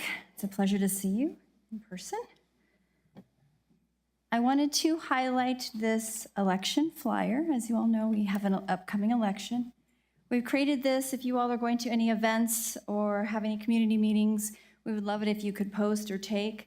We also have the smaller version that you could pass out as pamphlets. It has all the information, including the QR code, which takes you directly to an vote, anything you need to do to update your voter information. I also wanted to say we are never not looking for election officials. So although we are doing pretty well, and kudos to Karen Hernandez in our office for election official recruitment, retention, all of the back end things that go into running an election, we are always looking. So if you know somebody who's 16 or up, 16 and 17-year-olds can work an election as a junior clerk. It's a great way to invest in our young people and have them be exposed to elections and all the checks and balances we have in that, so they can become not only lifetime voters, but hopefully lifetime election officials. So please consider that. And if you are 18 or older and would like to work an election, your requirement is that you be a resident of Donana County, go through training, as well as be, I don't know if I said registered voter, as well as, of course, be able to manage electronics, to a limited sense. So we would love those nice, friendly folks to come in and welcome our voters as they come in to vote, because we strive to create at every single voting location a welcoming environment in which we want people to come back. I also wanted to highlight the machine certification. So often we talk about machine certification, and there's two levels. There's a statewide certification that involves a board of 5 members, and that would include literally the Secretary of Information Technology, who oversees New Mexico's information technology, who is a member of this board and generally the chair. There's also 4 other individuals on a statewide level that are appointed by the legislature, and I just happen to be one of them. So that happens every other year, and we did just do this certification last year, as well as affirmed the support of same-day voter registration, which we are able to do currently. The county-wide machine certification will begin this Thursday, the 29th at 8:30 a.m. It will be at 2480 Lakeside Drive. We have put notices in all the appropriate places, and additional information is available at dacelections.com. For those of you who are curious about what the certification includes, it has our staff with the eye of the public, which we welcome. And our motto is, the more eyes on the election, the better. But the public is very much invited to watch this process. Every iteration of the ballot will be inputted into every machine to assure its accuracy. Now, Madam Chair Murillo will have a different ballot than I do, because she lives in the southern part of our county and I live in the northern part of the county. And this, various people throughout our audience, eligible voters, will have different ballots depending on their location. We have voting convenience centers, so consider that. And what that means is every iteration of the ballot goes through every single machine. It is then sealed, and at that point, it is unsealed the morning of that is used for voting, and by the community members who support our elections. Do we administer elections in Donana County? Does our office do that? Absolutely, but frankly, we could not do it without our community. So when you work for us as an election official, you are part of elections in Donana County. And again, to repeat, that machine certification that continues to come up begins Thursday. Now keep in mind, we have near 160 machines. So every iteration of every ballot on every machine is very time consuming, as former clerk and commissioner Ellens is aware of, and it will take quite a bit of time. People often call it the most boring process that we do, because it's literally loading the machines with the ballots. And I always say you hear that ding of democracy, but that is actually something that we are excited to begin. So that means that the election is upon us. And I would encourage you again to visit dacelections.com, where not only do we have a downloadable copy of this, excuse me, but we also have information about voting locations, election officials. We have now created a hub. Thank you, Mr. Macias. We now have created a hub for election officials who work elections. And so they're able to input their information, access, and we also provide additional training. Additionally, I would just like to thank the League of Women Voters for always offering great voter information. As a state, we do not have a budget to offer individuals, to offer our voters a hub in which we give voter information connected to actual issues and candidates, right?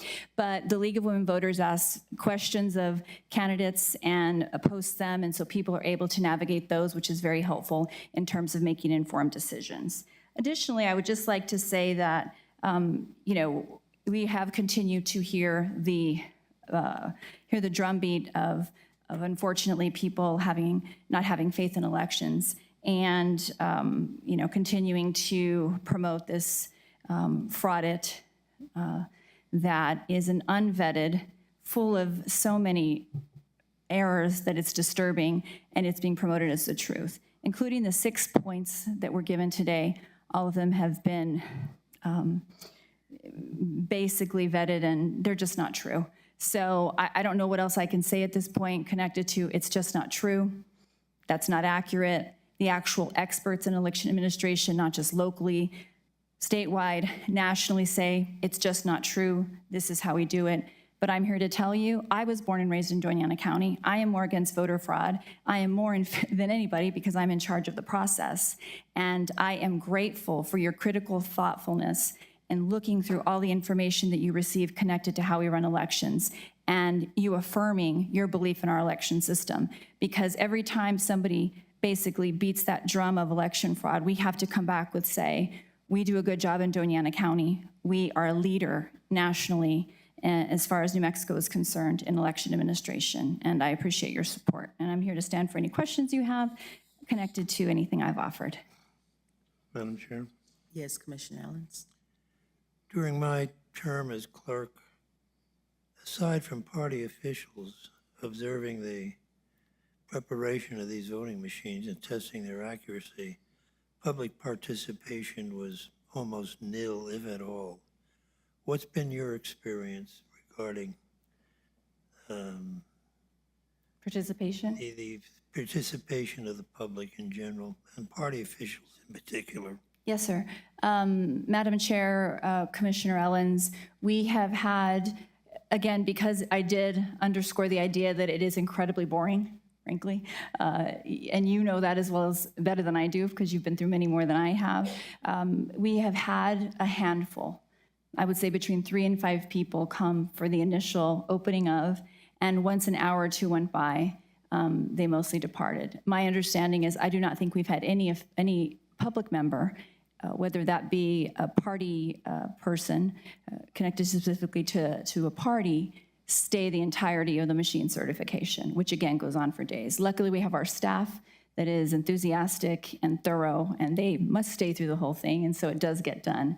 We did have the chair of the Republican Party attend, I believe, this past year, and saw the process, and you'd have to get it from her, but I believe that she felt it was thorough and understood the certification process, and we were very pleased that she was there. So responsible party officials have no problem with the procedures that we follow, is that correct? In my experience and when I have been present, the public that have watched the process asked questions, those questions were answered, and they have expressed support of the process and faith in it.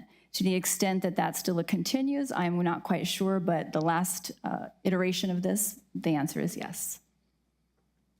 My feeling is that the people who have come before us complaining about the inaccuracies of these machines have never attended one of these presentations. Madam Chair. Otherwise, they wouldn't be saying what they're saying.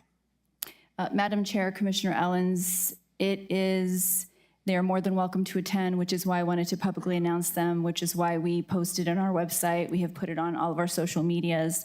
Again, the more eyes on the election, the better. The Albuquerque Journal picked up that phrase that I used in an op-ed, and I was happy they did, because I really believe the clerks across the state support that idea too. We are community members. I have spent my life dedicated to my community. I choose to raise my daughter here.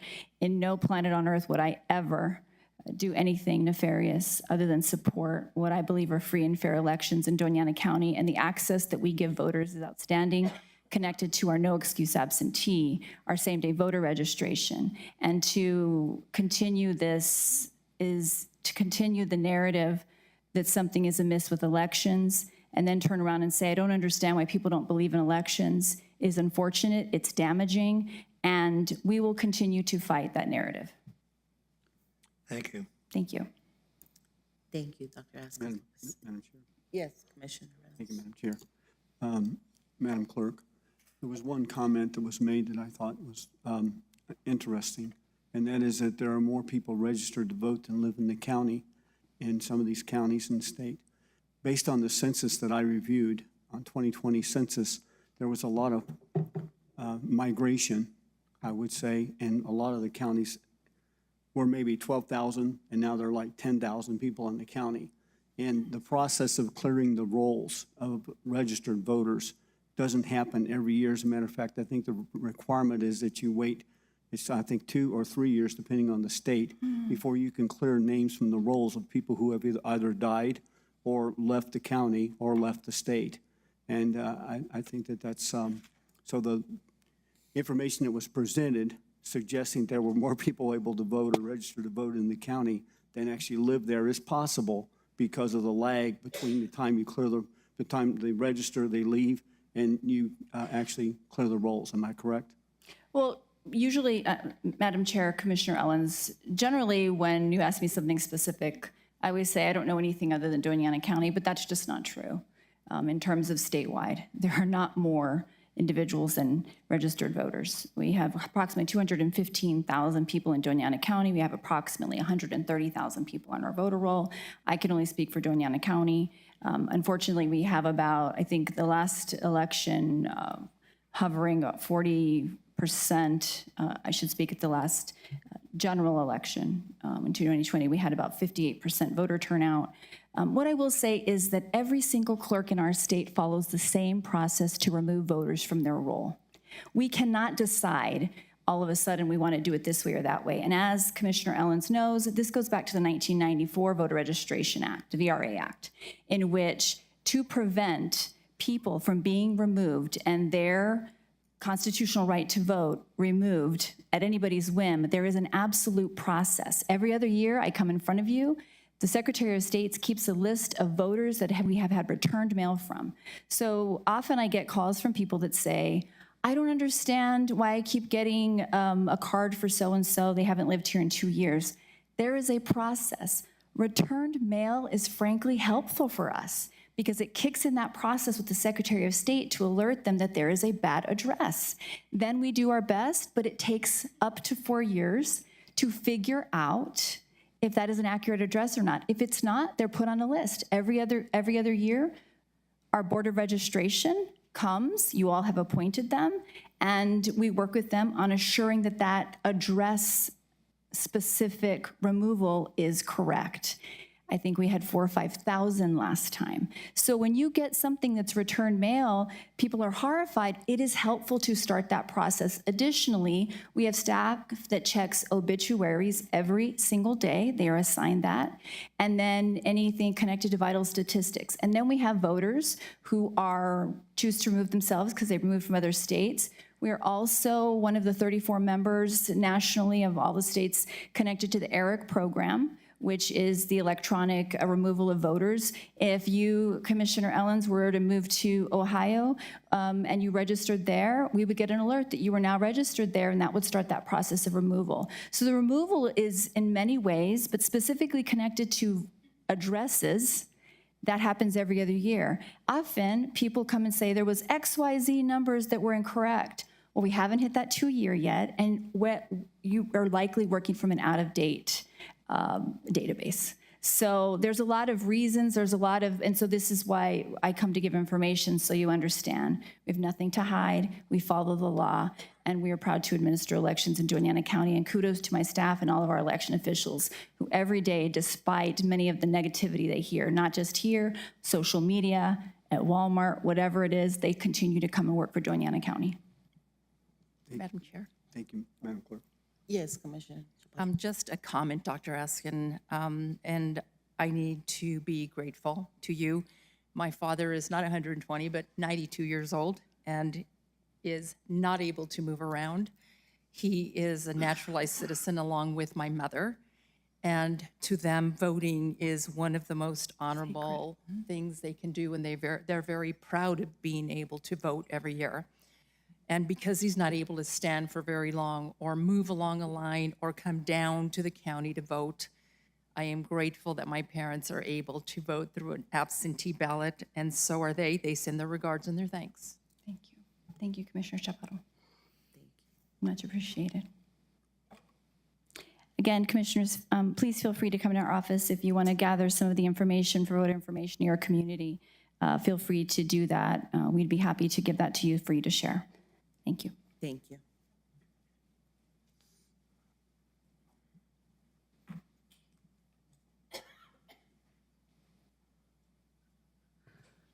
Madam Chair, Commissioners, I am Kim Stewart. I am the sheriff. And I wasn't intending to speak today, but I wanted to reiterate what the general said to you.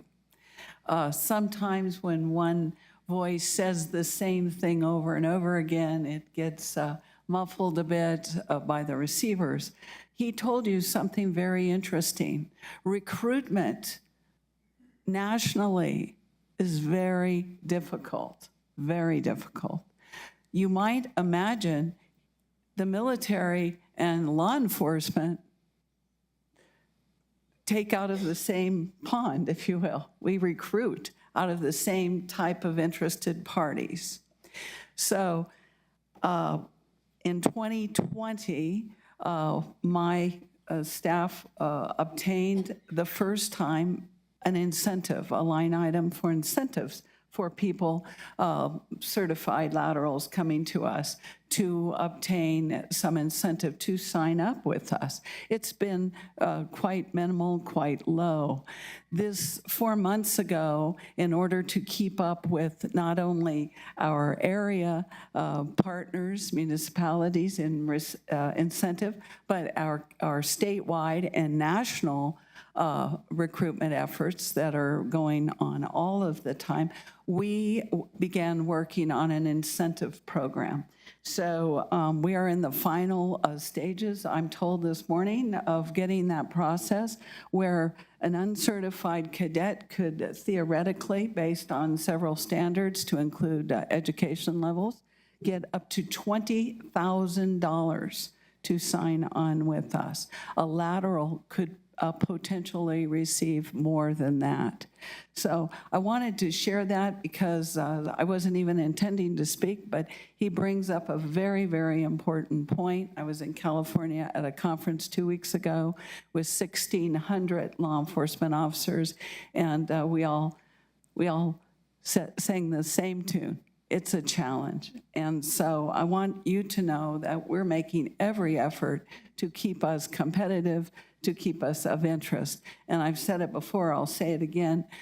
We don't suffer less people or less applicants like some of our municipalities here do and statewide.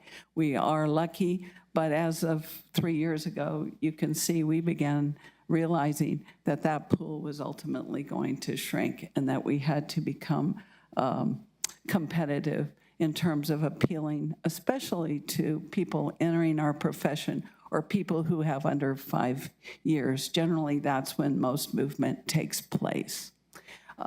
So with that said, I wanted to appreciate the general's comments because he's seeing it on a national basis. He's seeing it on a worldwide impact basis. And in some senses, we share those concerns. So that was it. If you have a question, otherwise, thank you for your time. Thank you, Sheriff. Madam Chair. Yes, sir. Commissioner. I appreciate the need for an incentive program, and I'm glad that you're pursuing that course. Are these incentives currently budgeted? Yes, good question, Madam Chair, Commissioner. Yes, in fact, in 2020, we began getting that incentive line item. So we've been receiving it all along. It's just that we have continued to bank, if you will, bank those funds, and we're able to use those funds for these incentives now with no problem. Now, you indicated, I thought that you were about to roll this program out.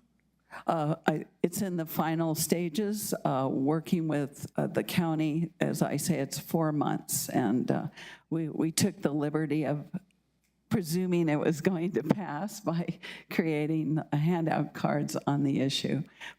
This is just one example, but we believe it is going to be imminent. In fact, we have postings going out with it on. Given the funds that have been budgeted, how realistic is it to expect significant recruitment response? Well, Madam Chair, Commissioner, I don't know that we could actually make any conclusion or draw any conclusion about it. I will say that being competitive, for instance, with the city of Las Cruces, and you go over to the southeast of New Mexico where they're offering $60,000. $60,000. You can see that we're still not up with some of these agencies, but certainly we're moving in a direction to be looked upon favorably. And sir, you know, people come to work for agencies for different reasons. They choose different areas for different reasons. So there are other factors than money. I don't want it to seem like people that come into my profession are solely driven by money. I don't believe that's true even today. Thank you. Thank you, Sheriff Stewart. Thank you. Next item, we have commission input. Any of the commissioners would like to say? Madam Chair? Yes, Commissioner. Thank you. Just would like to remind people of DV Awareness Month and the different activities that will be held throughout the community.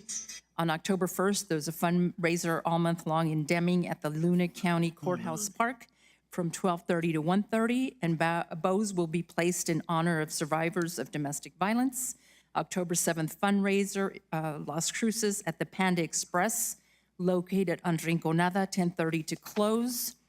October 20th, the vigil in Las Cruces at the downtown Plaza, 6:30 to 8:30. And luminarias will be placed for those that would like to light one up in honor of a loved one that has survived or passed due to domestic violence. October 21st, the vigil in Anthony at 325 North 1st Street. Again, luminarias will be provided. October 21st, Dutch Brothers fundraiser at both Las Cruces locations. October 28th, a fundraiser in Deming at Cram the Cruiser, Luna County Courthouse from 6:30 to 8:30. October 28th, vigil in Deming at the Luna County Courthouse Park from 6:30 to 8:30. Thank you, Madam Chair. Thank you, Commissioner Chaparro. Next item, we have minutes for the regular meeting minutes for September 13, 2022. May I have a motion on this item, please? So moved. Second. Second. First motion by Commissioner Chaparro. Second motion by Commissioner Reynolds. May I have a roll call on this matter? Commissioner Ellens, Yes. Commissioner Reynolds, Yes. Commissioner Chaparro, Yes. Chair Murillo. Yes. Motion passes 4-0 on the meeting minutes for September 13th. Next item is the consent agenda. Before we do the motion for consent agenda, I have Madam Chair, kind request. Yes. forgive me if I'm not looking at the agenda properly, but we still have items 5, 6, and 7 before the consent. Oh, I'm sorry. I believe item number 5 is the next matter. We've taken care of 2, 3, and 4. Yes, thank you. I have so much scribbling here. I'm so sorry. I apologize. Item number 5, we have proclaim October 11th as National Coming Out Day in Donana County. So may I have a motion before? Madam Chair, I move that the Board of Commissioners of Doniana County proclaim October 11th as National Coming Out Day in Doniana County. Second. First motion by Commissioner Chaparro, second motion by Commissioner Allens. And we have, Commissioner Chaparro, you have the floor. Thank you. Madam Chair, I believe that the second was by Commissioner Reynolds. And therefore, the record I should reflect that. apologize. It's okay. Thank you, Madam Chair. Sorry. This year, again, it is my pleasure to present this proclamation for the consideration of the Commission. The Commission and the LGBT community observes the National Coming Out Day on October 11th. This is the 32nd National Come Out Day, which will be observed on Sunday, October 11th, 2022, to commemorate the Second National March on Washington for Lesbian and Gay Rights. This day was first observed in 1988. Robert Eichberg and Jean O'Leary Eichberg, whom both passed away from AIDS-related complications in 1995, founded this organization in 1988. National Coming Out Day is a day to remember and honor LGBTQ individuals who have faced many discriminations, violence, and lack of acceptance throughout history. Southern New Mexico Pride is here with us today, and the decision was made several years ago to move the annual Pride celebration here in Las Cruces from June, which is a traditional Pride month, to October because of the heat. It's a little hot to be marching around. And so they decided to celebrate it on the first day of October of every year when the weather is more pleasant. Mr. Robert Williams will be here to explain the different activities that will be held. And so Pride in the Plaza at the Plaza de las Cruces is an event for all ages and celebrates diversity and acceptance of LGBTQ communities and allies.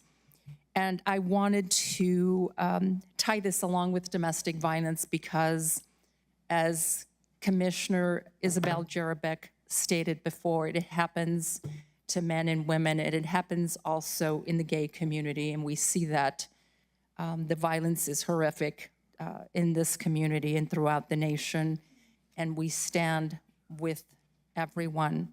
So, Mr. Williams, is there anything you would like to say? Chair, Commissioners, thank you for this proclamation and for allowing us to be here. As was stated, I'm Robert Williams. I'm Chair for Southern New Mexico Pride. I'd also like to introduce Ryan Steinmetz, who is the president of the Las Cruces PFLAG chapter. And also with us is Liz Ambrose, who is she's also with PFLAG, but she is a very active volunteer with Southern New Mexico Pride and helps us out a lot. So, and I'll let Ryan say anything about him, but as far as the activities go, this wouldn't happen if it wasn't for the community. Several years ago, we canceled Pride because we couldn't get volunteers to help out. PFLAG and several other people in the community stepped up and came up, and now we have an event that is a week-long event now. It's always the first Saturday of October is the actual Pride celebration, but we do a week of events leading up to it. And it wouldn't have happened without PFLAG and all the other LGBTQ organization and ally organizations that support the LGBTQ plus community here in Las Cruces and in the county. So as far as what's coming up tonight, there is Drag Loteria at Vintage Wines in Mesilla. Tomorrow night, we will be doing rainbow drinks at Salud de Mesilla. Thursday night is Pride karaoke at Little Toad Creek. Friday night, we are doing a movie at Alma de Arte. And we're going to be showing Paris is Burning there. That's all. That is an all-ages event, as well as the Rainbow Drinks is as well. And then on Saturday is our event that will start at 5 o'clock with the march starting at 4:30, and Ryan can talk a little bit more about the march. And then the actual event going 5 to 10. Sunday, we have brunch at Salud, and then we're closing out with a happy hour over at Vintage Wines. We started on last Friday with an event, and we've just been going on through. So, Ryan, I don't know if you'd like to say anything. Thank you, Madam Chair and Commissioners. I just to briefly talk about the march that's happening prior to the big event on Saturday. The theme is going to be "Say It Loud, Say It Proud," and direct standing up for being able to be who we are, right? And just a thank you to all of you for this proclamation, because this kind of proclamation helps to support an environment of safety for our LGBTQ folks who live in Donana County and Las Cruces area. I want to thank Commissioner Reynolds for coming by on Sunday to play some shaving cream baseball with PFLAG. And it was a fun event. And again, just a reminder of why these kinds of events and also these proclamations are really important. We had so many kids there that in other settings and other circles would feel scared about being who they are, but that were able to play and have fun and be themselves and all of the specialness that they were at that event. And these kinds of proclamations help them to be to feel that as well. So thank you very much. Thank you. I'm the volunteer coordinator, but these two guys are the glue that hold us all together. And Shannon knows that. They absolutely, I've worked with them for several years, and we're very lucky to have them. But thank you all. Thank you. And Madam Chair, if I may, I would be remiss in not thanking Commissioner Allens for issuing the first license for same-sex marriage in Doniana County. Thank you.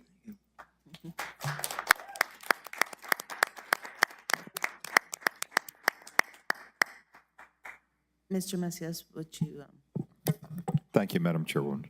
proclamation?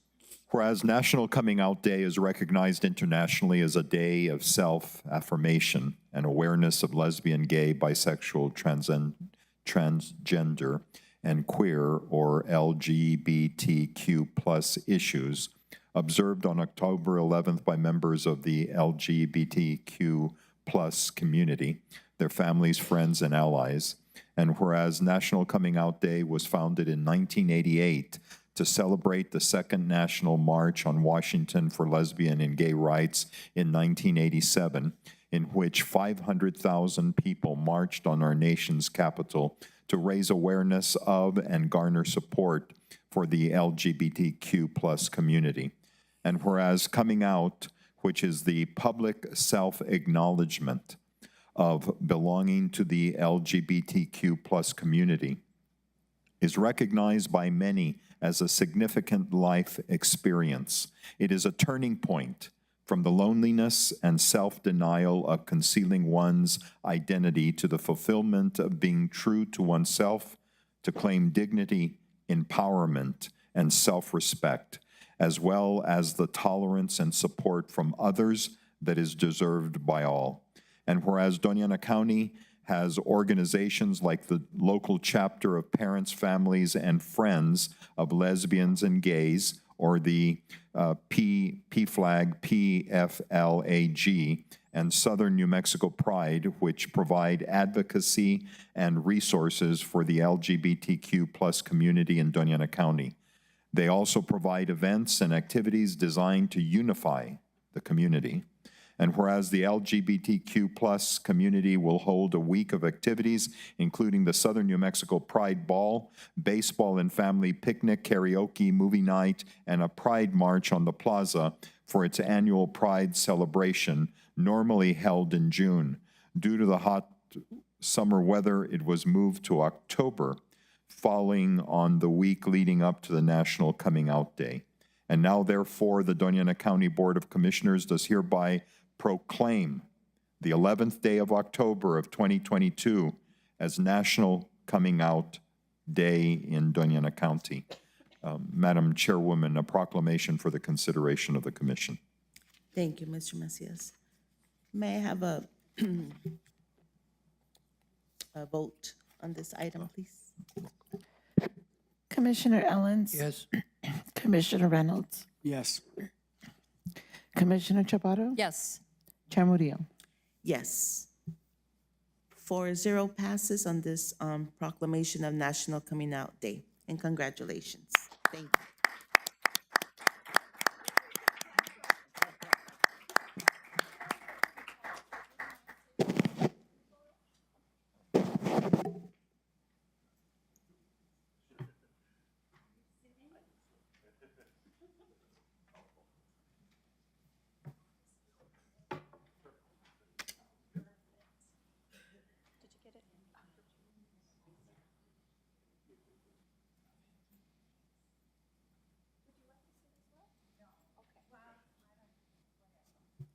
It looks great the way it is. Okay.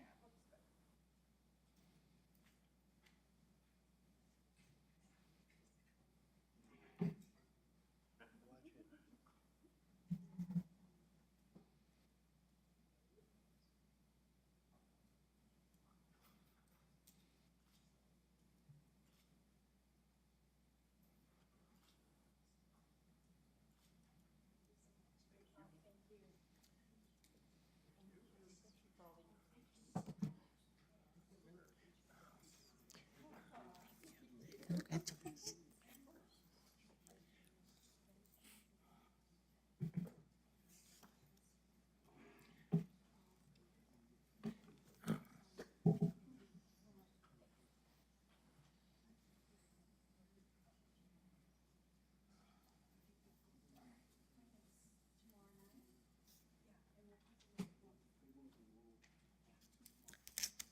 Next item is proclaim October as Breast Cancer Awareness Month in Donana County, and this is presented by Commissioner Reynolds. May I have a motion on this item, please?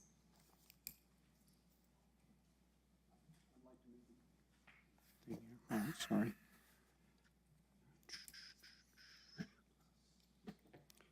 Madam Chair, I'd like to make a motion that we proclaim October as Breast Cancer Awareness Month in Donana County. Second. First motion by Commissioner Reynolds, second motion by Commissioner Chaparro. Commissioner Reynolds, you have the floor. Thank you, Madam Chair.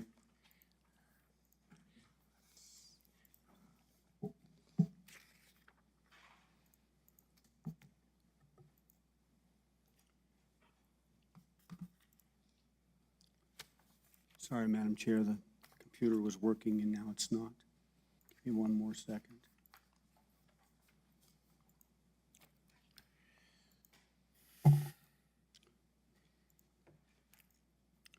Well, c'est la vie. Listen, I have it, there is a document that I was getting that I was going to read. It makes a lot more sense, but I will say this. Breast Cancer Awareness Month is probably, in my opinion, one of those things that affects, breast cancer affects so many women in America and now men as well. And so it's important that we recognize it, we stand up for it, we talk about it, because, and as I think Elizabeth Lopez, I think you're here, right? And I'm going to have her talk mostly about it, but basically it affects all of us, maybe not you, but I can't think of anyone I know who hasn't had a family member, a friend, a cousin, or someone that they care about that hasn't experienced or hasn't had breast cancer. It's, and you know what, I'm not going to steal Ms. Lopez's thunder, so all I'll say is that if you, Mr. Macias, if you could read the proclamation, we'll do that. Thank you. With your permission, Madam Chairwoman. Whereas for more than 30 years, the National Breast Cancer Foundation has been at the forefront of breast cancer early detection, education, and free innovative support programs. The foundation directs more than 80% of its revenue to ensure access to life-saving mammograms, patient programs, research, and education. And whereas this year the foundation reinforces its message to uplift women in need through education, screening, and health equity with the theme RISE, which stands for Rally in Supporting Everyone. And whereas breast cancer is the second most common cancer affecting women, an estimated 1 in 8 women will be diagnosed with breast cancer over the course of their lifetime, and 850 women will be diagnosed with breast cancer in the United States this year. And whereas breast cancer death rates declined 40% between 1989 and 2000 among women, this decline is attributed to early detection. And whereas on Saturday, October 29th, Memorial Medical Center in Donana County partnered to provide a mammogram for Donana County employees, and we encourage Donana County women to schedule mammograms or screenings, which are recommended as the best way to screen for breast cancer annually for women who are 40 years and older. And now, therefore, as the Donana County Board of Commissioners does hereby proclaim the month of October as Breast Cancer Awareness Month in Donana County. Madam Chairwoman, a proclamation for the consideration of the board. Do we have anyone? You need a motion? Yes. We already did the motion. Yeah, Elizabeth is here. Thank you. Good afternoon. My name is Elizabeth Lopez. I'm a registered nurse at Memorial Medical Center. I specifically am the nurse navigator, which specializes in helping newly diagnosed breast cancer patients, welcoming them to our facility, helping them get the care they need, and assembling their team to help them along this journey. It is an honor to be here in front of you all today. Thank you so much. As stated before, 1 in 8 women will receive a breast cancer diagnosis in their lifetime. It is estimated that 250,000 women in the US alone will get that diagnosis this year. And approximately 3,000 of those women will be here from in New Mexico. And unfortunately, the statistic is 43,000 approximately are expected to succumb from breast cancer this year alone. We know that genetics play a role in a breast cancer diagnosis, and we usually think of that genetics as family history of breast cancer. However, only 5 to 10% of breast cancers are due to genetic factors inherited by your mother or your father. 80 to 90% of breast cancers are due to genetic abnormalities that happen as a result of the aging process and by being a female. There has been a decline in the death rate, and this is directly a result of treatments, advances in treatment, and early detection through screening mammograms. It is shown that breast cancer is detected earlier, small, and has not spread. It is easier to treat successfully. A mammogram can detect those slight changes from year to year. Women ages 40 to 44 have the option to start screening every year by mammogram. At age 45 to 54, it's recommended to have a screening mammogram every year. And after 55 years and older, it's recommended that every year or every other year, if the patient's risk is low and if they are in relatively good health. These are conversations that you need to have with your primary care provider, assessing your risk, going over your family history to see where you fit into the getting mammograms. There are programs throughout the city that are designed and available to assist a patient with breast cancer and breast health concerns. A mammogram only takes about 15 minutes once a year, and it's 15 minutes that could save your life. And to not leave out the men in this room, 1 in 1,000 men are diagnosed a year with breast cancer. Again, I thank you for allowing me to receive this proclamation today and getting the word out on breast cancer awareness. Thank you. Thank you, Ms. Lopez. Do we need a vote? Yes. May I have a vote on this matter, please? Commissioner Ellens? Yes. Commissioner Reynolds? Yes. Commissioner Chaparro? Yes. Chair Murillo? Yes. Says 4-0 passes on the proclamation, Breast Cancer Awareness Month. Thank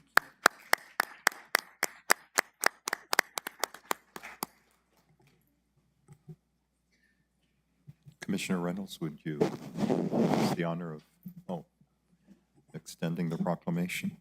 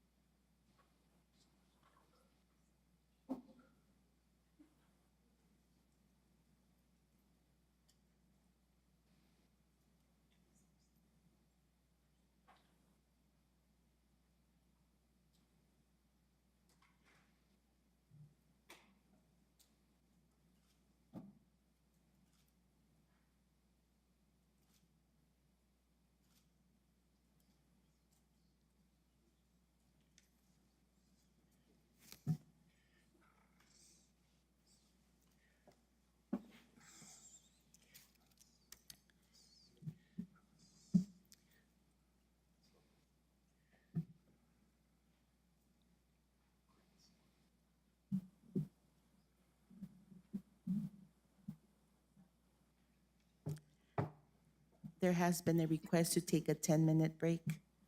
We can do this before the consent agenda. We can come back at 11:35. Thank you.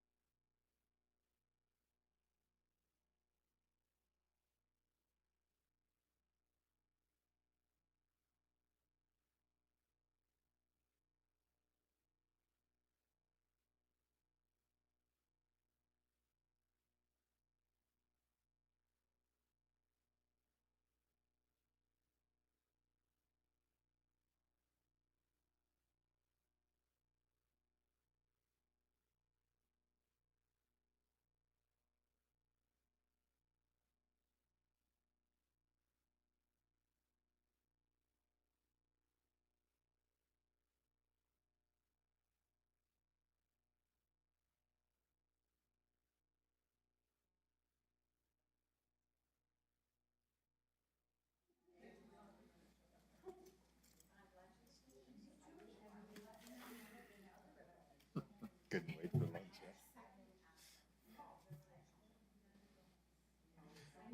I know, he's oblivious.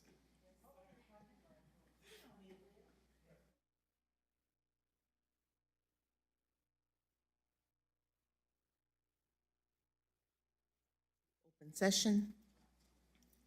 So we have the items for consent agenda, items 8 through 15. I had a kind request from someone that would like to speak on item number 15. Is he here?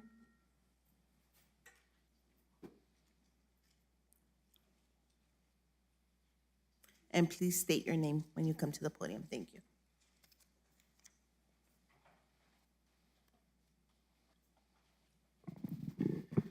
Good morning. I believe it still is morning. My name is Joseph Philip Ray. And I'll wait till. Okay, my name is Joseph Philip Ray. Good morning, Madam Chair, Commissioners. I'm here to speak to you about item number 15 on the consent agenda. As the current plan reviewer and one of the 3 captains, which is basically the entirety of the Fire Prevention Division, as well as the smaller majority of the union, we are not in favor of the bargaining agreement before you due to the events that took place when my position was created.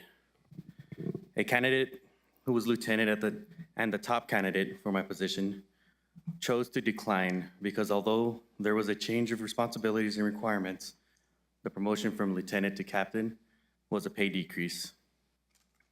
For myself, it was an increase as I came straight as a firefighter. I in turn accepted the position.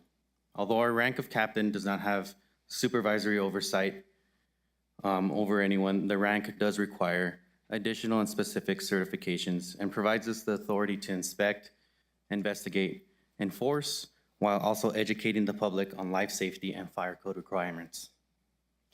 It allows us to investigate fires, arsons, and unfortunately fire-related deaths. It also allows us to work with the DA's office and in conjunction with DASO. Allow me to put this this pay plan into perspective. From a firefighter, a candidate is required 2 years of experience to promote to a driver operator with a 5% increase. 3 years to promote to lieutenant with an additional 5%. And 5 years to promote to a captain in fire prevention or inspector with a 5% decrease from the lieutenant's yearly salary. And even then, it's less than the proposed driver operator position. I ask you, how is this possible? Does a captain in the sheriff's department make less than a patrol sergeant or a lieutenant, even though they work the same 8 to 5? I've been told by Chief Cherry that with the growth set to take place at the Santa Teresa Jetport and the industrial park following your guys' approval as the county commission, the county does recognize that there is a need for more plan reviewers and inspectors.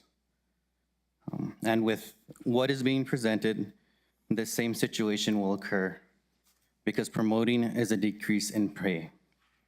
I was reassured that this was recognized as a valid and urgent issue that was going to be addressed in this negotiation, but I assure you it has not. Since accepting the position, I have attained my fire investigator, my fire inspector, and by early next month will be a certified fire plans examiner. While I cannot speak for the other captains, I have already reached out to HR in regards to my eligibility to return to the field as a lieutenant and demote myself from captain because the responsibility, certification requirements, and duties expected from the captains and inspectors are not being compensated correctly. I have been assured that my request for demotion is getting looked into by HR and Chief Cherry. If found feasible, I am welcome to do so. But if I demote as a newly certified plans examiner and my fellow captains decide to do so as well, then where does that leave the prevention division? And by no means do I mean to make this seem like a threat, but I use my example to show the severity of the situation and ask that the commission to consider the issue when making your decision. Chair, Commissioners, and including Mr. Macias, I propose that a postponement or at least a deeper dive into the situation be done either the next meeting or this, to at least discuss this issue further. And I am more than willing to make myself available, as are the other captains, to discuss and answer any questions that you may have. I thank you for the time, and I hope that you have a blessed day, and thank you for everything that you do. Thank you, sir. Does any other commissioners have any items that would like to be pulled out for discussion from the consent agenda? Yes, sir. Mr. Chair, Commissioners, I believe we have actually, there's somebody that's one of the union leadership is here. We'll let him talk and then I will weigh in. Oh. Thank you, Mr. Nelson. Madam Chair, Commissioners, Vice President P.J. Becerra on behalf of IFF Local 5037. And I sit on the executive board, and I just want to touch a little bit on this contract.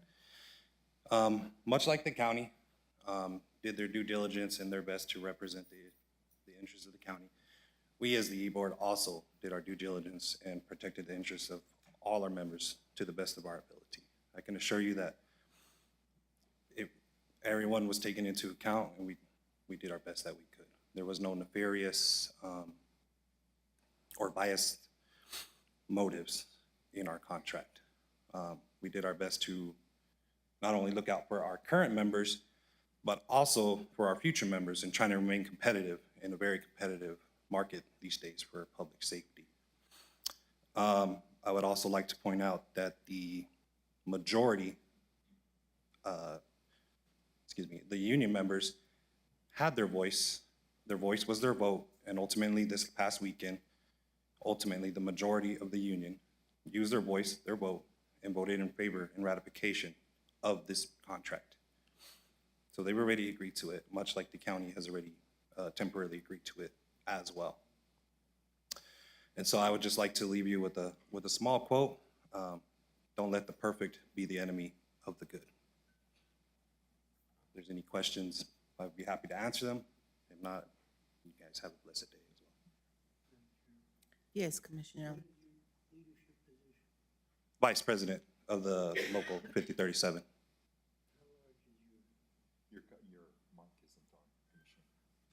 Your mic isn't on.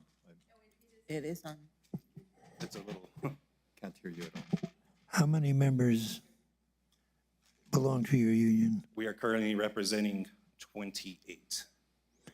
Are there any professional firemen who are not members?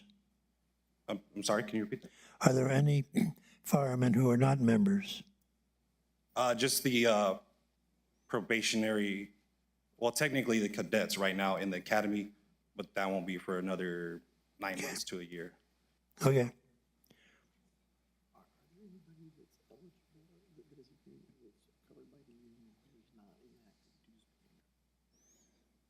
I believe there's currently one, yes. No, sir. And Mr. Chair, what I was just asking him there is, what with the public employees unions, the positions are all covered by their particular bargaining unit.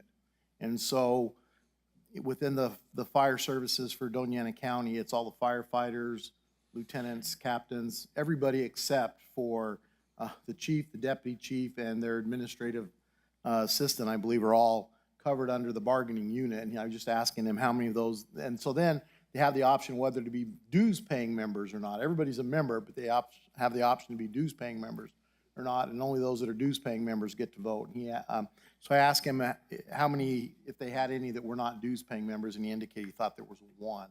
So everybody, with the exception of one individual that's covered by the bargaining unit, is a dues-paying member and had the ability to vote. Thank you.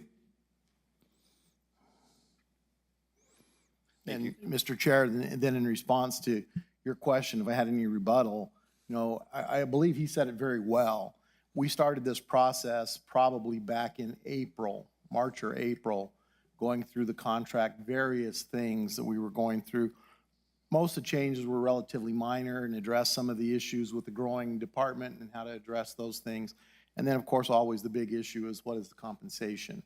And there were a lot of discussions about it and how we go compensation in the future and what gets guaranteed for the future versus what doesn't, and various things. But as it was put together, the pay scales, the options, the proposals took into consideration other departments that are similarly situated, what City of Las Cruces Fire gets paid, what the City of Sunland Park Fire gets paid, and all those together, and it was come together and determined, and fitting within what the BOCC had authorized for salary increases, because you have to have money to pay for it, and so what had been budgeted in the budgeting process. And ultimately, we came to an agreement with the leadership of the union. As he indicated, they took it back and they voted on it. It was approved by the union, so now it's just waiting for approval by the BOCC. If the BOCC were to elect not to approve it, then we all start it back over again. But doesn't sound like that's the majority of the union's desire, and it's really not my desire to do that either, because I think we've done something that is fair and equitable and takes into consideration all the different positions and the various work requirements and standards that they have. Madam Chair, Commissioners, I appreciate the time. Thank you. Thank you, sir. And Madam Chair, just to give some comfort to the commission, we're always happy to look at an individual situation and being impacted, but that's certainly not the reason to reject the, or even postpone the agreement that's before the board for approval. So you can look into that matter with the I'm always any happy to individual. look into any matter that is brought to my attention where someone feels that there's some level of inequity. Madam Chair. Yes. Mr. Macias, if I can ask you to look into Mr. Joseph Philip Ray's situation. Yes, again, there's a process that it goes through. And so if there's a discussion happening within the Human Resources Department, I certainly will make the appropriate inquiries. Thank you. Madam Chair? Yes. Thank you, Madam Chair. I'm looking on page 123 of the presentation, the BLCC presentation. There's a chart there that actually shows the firefighter basic, firefighter intermediate, firefighter paramedic, and so forth with the different positions. I'm not sure here, but it looks to me like, I think as, I don't remember the gentleman because I walked in before I got his name that was here, but I think he was saying as a lieutenant, they get paid more than a captain. Even in the same step, it looks like that's the case. So on a step 5 for a lieutenant, at basic is 53,000. Step 5 for a captain is 48,000 or 49,000.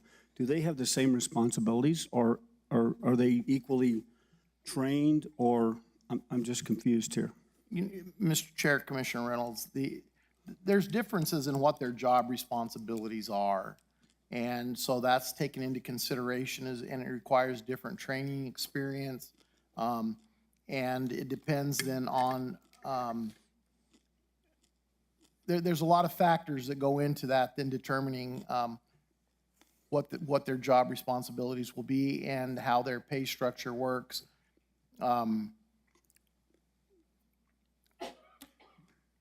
So there's just a lot goes into it. So just to look at it and say that, and again, we have a unique situation within the fire services.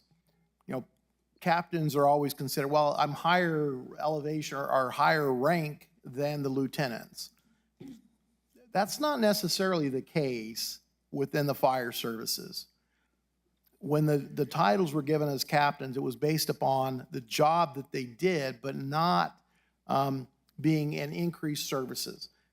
They're not responding to fires on a general basis. They may occasionally respond to assist in a fire or a medical emergency, but their main responsibility is fire prevention, fire inspection, trying to decide, and doing investigations when a fire occurs, and also plan reviews now. And so there's a lot of different factors that go into it. So just to look at a chart and say, well, this is a captain, so therefore a captain must get paid more than a lieutenant. That's not necessarily the case here, because it's not there, and there is no supervisory responsibility for the captains at all. They don't have any supervisory responsibility, where typically your captain is a supervisor. They're not in this particular situation. The lieutenants have supervisory responsibilities, but the captains don't. So there's a lot of differences here. So, Madam Chair, yeah, Mr. Gooden, you know, that helps to shine a whole lot of light on this that is not obvious from just reading the document here. And if you're saying that the lieutenants have supervisory and the captains do not, then I might suggest, not recommend or say, but I might suggest that we, maybe not on this contract, but at some point in time, revisit with the union to try to make that captain's position a separate designation rather than captain, because I would say that automatically I read captain and I read supervisor, I read hiring, I read a whole bunch of things into it. So possibly we could make them a, inspector or plan manager or, some other title, because I think that's where the confusion comes in for me. And I believe, it sounds like it's what the confusion comes in for a lot of other people as well. well, and Mr. Chair, Commissioner, that has been discussed with some recent changes to the Public Employees Bargaining Act to even change the title of a position has a lot more intricacies in process to do it than it did before the changes that were made a couple of years ago. And, I always get the question, a captain is in the union? Aren't captains supervisors? And why are they even in the union? But our captains don't meet that, even our lieutenants, because their supervisory responsibilities don't reach a certain level and percentage, they're in the union, because their supervisory responsibilities are primarily at the scene of a fire. And so on the day-to-day operations within the station house, they have some limited, but their general supervisory responsibilities don't hit that 50% level, so they're still even within the union. Captains the same way, they even have less. So I always get asked, why are lieutenants and captains in the union? They're supervisors. Well, no, they're not. And so, but to your point, though, about changing maybe the designation or how they're called, that has been talked about. And there's a lot that goes into that, but, so we might get there at some point. Excuse me, Madam Chair. It really helps me a lot to better understand the responsibilities of the position and not just the title. So thank you for that. And for that reason, I think at this point, I can probably support this with the recommendation that we go back and try to work with the unions in order to redefine some of these positions so that their titles actually match their responsibilities. Okay, thank you. Thank you, Madam Chair. Thank you. Any commissioners would like to pull out any of the items on the consent agenda before approval? I see and hear none. May I have a motion for approving consent agenda? I make a motion that we approve consent agenda items number 8 through 15, Madam Chair. Second. First motion by Commissioner Reynolds, second motion by Commissioner Allens. May I have a roll call on this matter, please?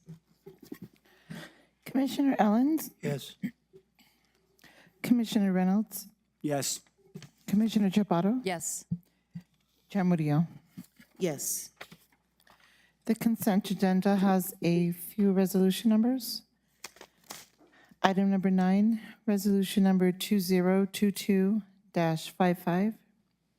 Also, resolution number 2022-56. Item number 13, 2022-57. Item number 14, 2022-58. What item was that? The last one? I'm sorry. Item number 14. Okay, thank you. Okay. Next item, we have item number 16. We have appeal of a Planning and Zoning Commission decision denying a request to modify road access standards by eliminating paving within the subdivision and also to the nearest arterial or collector road as required in a T2 zoning district for a summary subdivision to create 5 lots. Thank you, Madam Chair. You need to swear her in. I'm sorry? You need to swear her in. Yes, that's what I'm about to do. So, do you swear to tell the truth, the whole truth, and nothing but the truth under penalty of law? I do. Thank you. Thank you. You may proceed. Thank you. The owner appellant, Carol Livingston Myers, is the owner. Lillian Watson is the agent.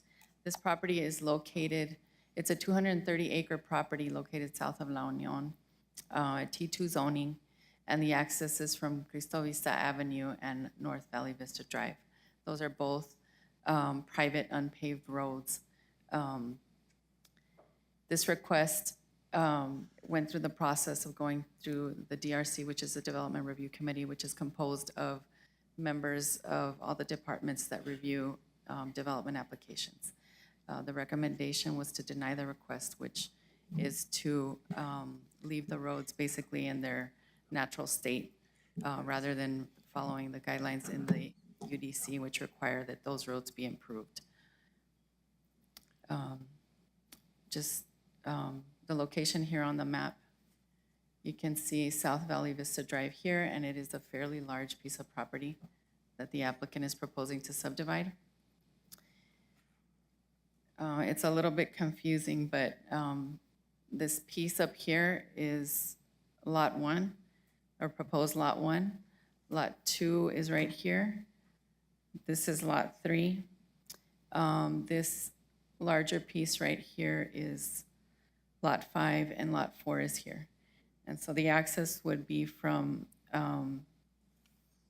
Valley Vista, which is right here. It would go across through here, and then this is an existing easement over here. So just a close-up of what those lots look like, or the proposed lots. These other smaller lots already exist and they're already platted. So the applicant, this cross-section here on the top is what is required, and you can see it has a width of 24 feet. It requires the base as well as the pavement, and the applicant is proposing to leave the private roads in their natural state, so a native soil base is what they're proposing. That's an aerial of the property. You can see there are arroyos that run from north of the property. T2 zoning, which is predominant within that area. And these are photos of the site. You can see those unpaved roads there. So the modification is permitted through the UDC, the request for modification. However, the applicant is required to show that it's not going to be detrimental and provide reasoning for why that request is being made. So the DRC as well as the P&Z felt that they had not demonstrated that that modification would not be detrimental. And so that was the reason why both the DRC and the P&Z denied that request for modification. These are more photos of the site. You can see those roads not paved.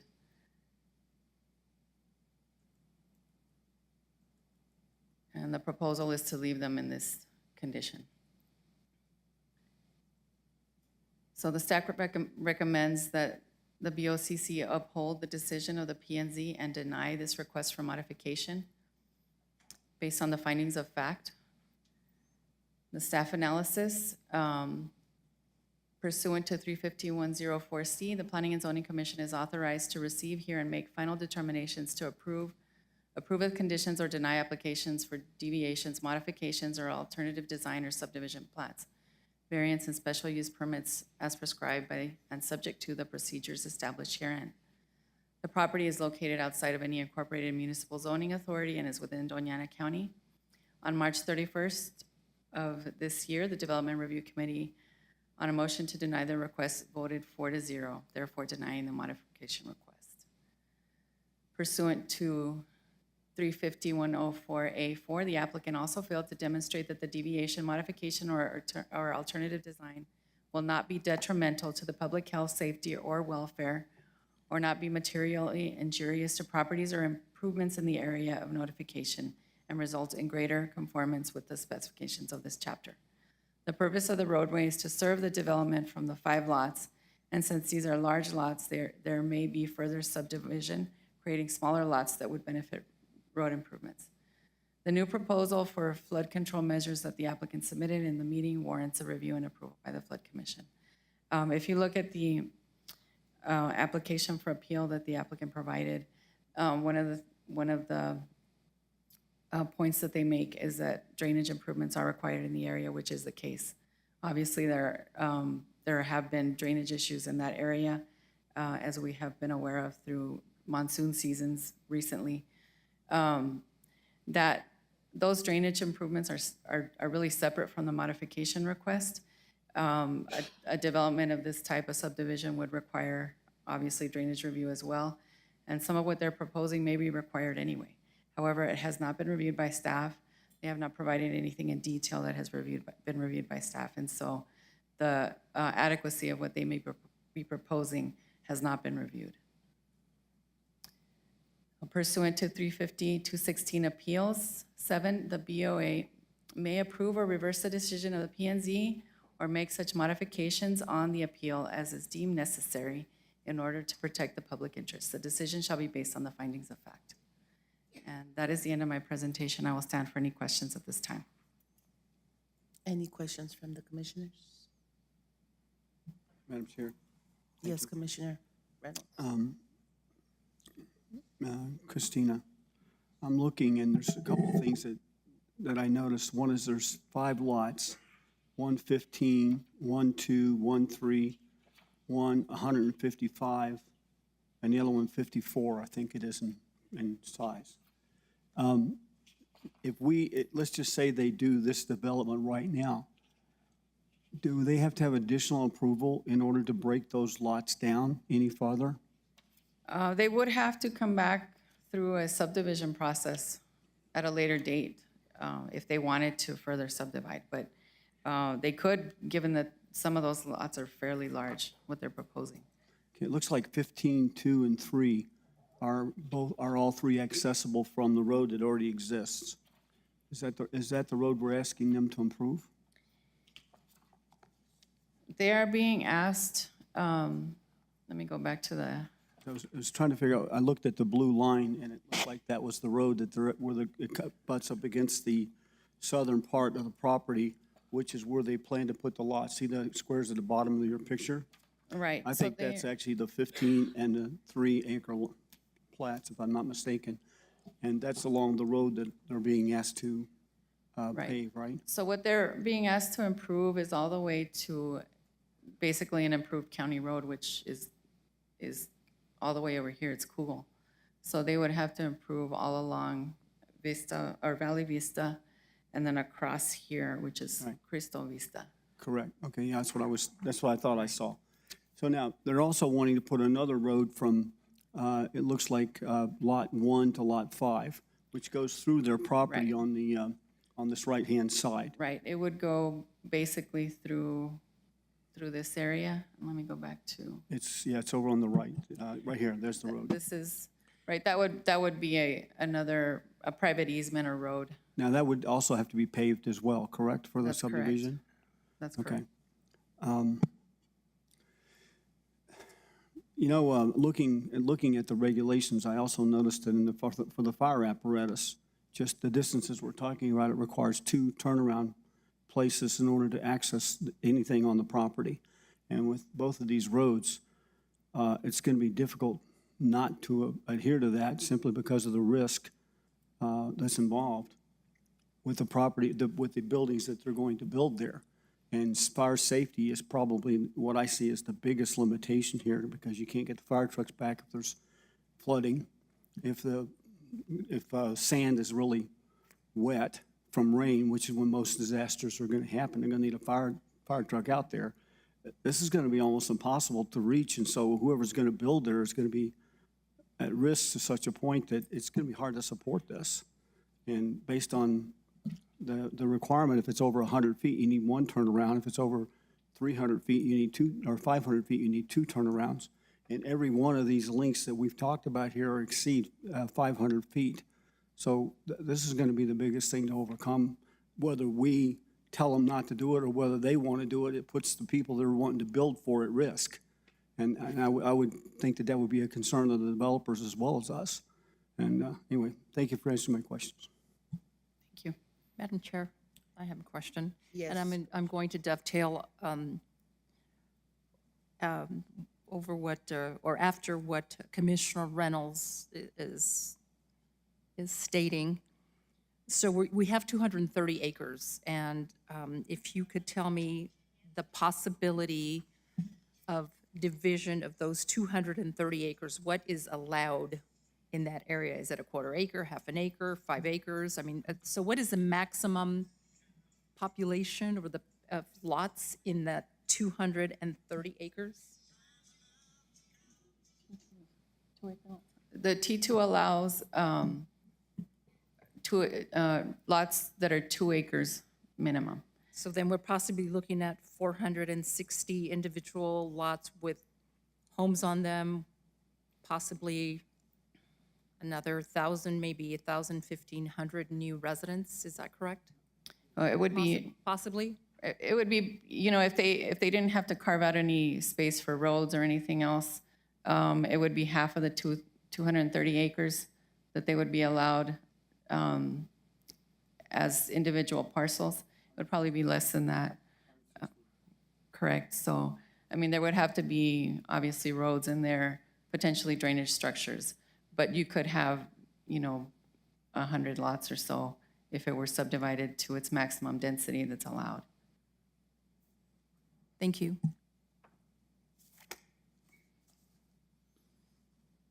Madam Chair, Yes, Commissioner.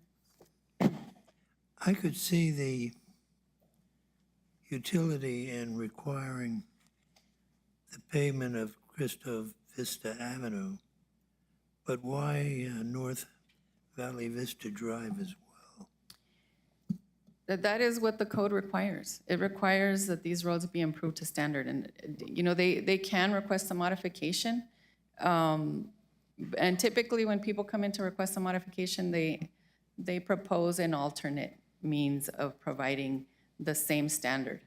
In some cases, you might have a rural area such as this where maybe you don't do the pavement the way that is prescribed in the code, but you might have an alternate method that would still serve that purpose.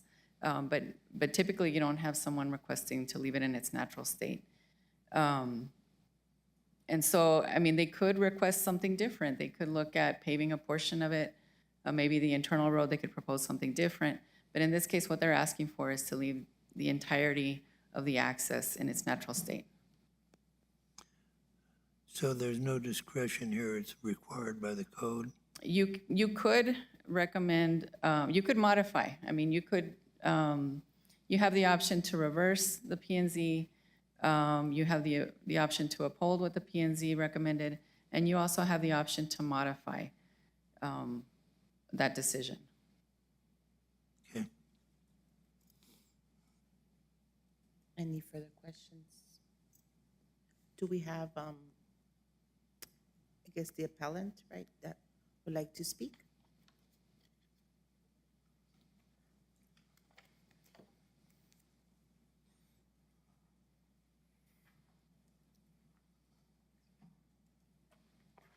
I need to swear you in, okay? Yes, Do you swear to tell the truth, the whole truth, and nothing but the truth under penalty of law? I do. Good afternoon. I'm Anthony Gutierrez. I'm the president of GEM Surveying, and I'll be speaking to this. Do you have any questions for me based on what you've heard so far before I dive into this? No. Okay. I'm going to go back to the aerial. I'll find it eventually. There we go. So as was presented, the requirements were to pave Valley Vista and Cristo Vista per the code that's standard right now. This year, GEM Surveying submitted over 3 applications that all involve modifications to roadway surfaces. This is one of them. And initially, when we we did present a modification to that driveway that goes up from Cristo Vista and from Valley Vista. It's in that corner. And one of the things we had proposed was doing an alternate design where we bring in base course, do the proper compaction and density, and then do it's basically a gravel road that requires little maintenance over time, also supports the weight of emergency service vehicles, fire truck, what have you.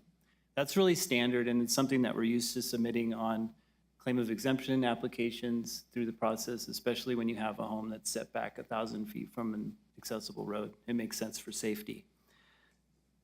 What is different about this application is that Mrs. Livingston has done an extensive amount of work in this community. She's done things as far as tried to seek an additional tax requirement for the area to bring up improvements. She's also given easements and access to an existing structure that's up to the north of the property right now that acts as flood control. So the county regularly uses her property to access that structure. She's worked with them for years and years in this area. She is the historic owner of this property as well. And yes, she has subdivided out a couple lots, but her intent and use of the property has always been spatial, to work with equestrian groups like the Sheriff's Posse to maintain border, things like that, but also just for horseback riding. Now, she's very, very aware of the things that are plaguing this community as far as drainage is concerned. This is the #1 issue out there. There's not been a really good plan to deal with and mitigate the constant flooding that the county and the residents of this area have been dealing with.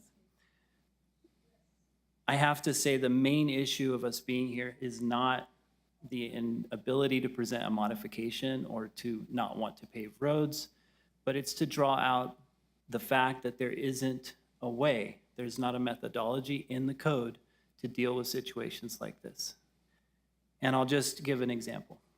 On Macarena, in the same neighborhood, a year and a half ago, 2 doctors called me and wanted to split their property. They had already built over the line. They'd built a big metal warehouse. They have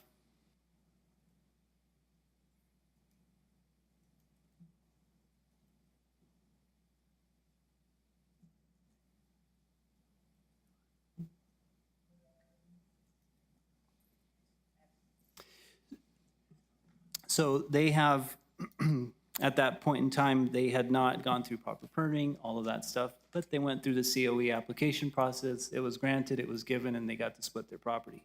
That was prior to these codes being changed in 2021. Now, do they have any more of a right to do their split than Ms. Livingston does? I don't think so. And did they do anything wrong by doing it the way they did? No, they didn't. Many of these properties in this area have come to the condition that they are and become very small, with very little frontage and with very little interest in providing the improvements that are necessary to deal with the drainage problem. Mrs. Livingston is in a very unique position right now. This property is in a unique position.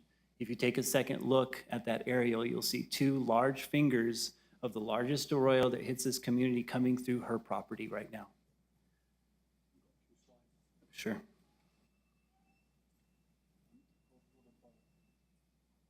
This way? Keep going.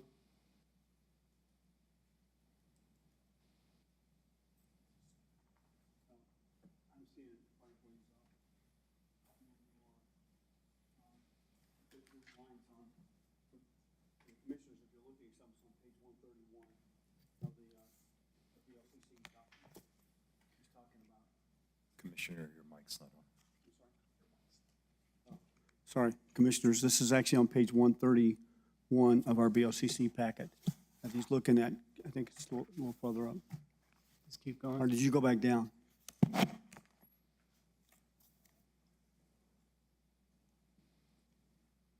I can see the page numbers on this one. That's it. That's it? Okay, go down, and it's about halfway through the presentation. There's the lines that are pink, blue. Yeah, I don't have that in here. I don't think. Yeah, I saw it earlier. I thought. Maybe. I guess it's not there, is it? It's not. It's okay. I think we can see them all, and I mean, we've beaten this to death, but my point is that we want to negotiate with the county. The code doesn't allow that. And well, one of the things that was interesting in the Planning and Zoning Commission meeting that we had is they actually presented the vote in the affirmative. They got what we were talking about, and they couldn't vote in the positive for it because they didn't have the authority to make any kind of modifications in this vein, where we deal with a community problem, where we deal with this flooding. We hired a civil engineer to analyze the situation with all the water coming down the escarpment. There really isn't any space to put can you start this again for me so I can use it? Yeah, sorry about the interruption like that. There's yeah, on the view that I'm looking at, there's a yellow marked out area where the arroyos go into. It looks like a place where the water gathers. And that's actually in lot 4 is where the water's gathering. Yes, that's right, in track 4. Yeah. So Mrs. Livingston has said that she's willing to deal with the county and as far as actually physically giving the property that would need to be used for these structures. She's been willing to say that they can be easements.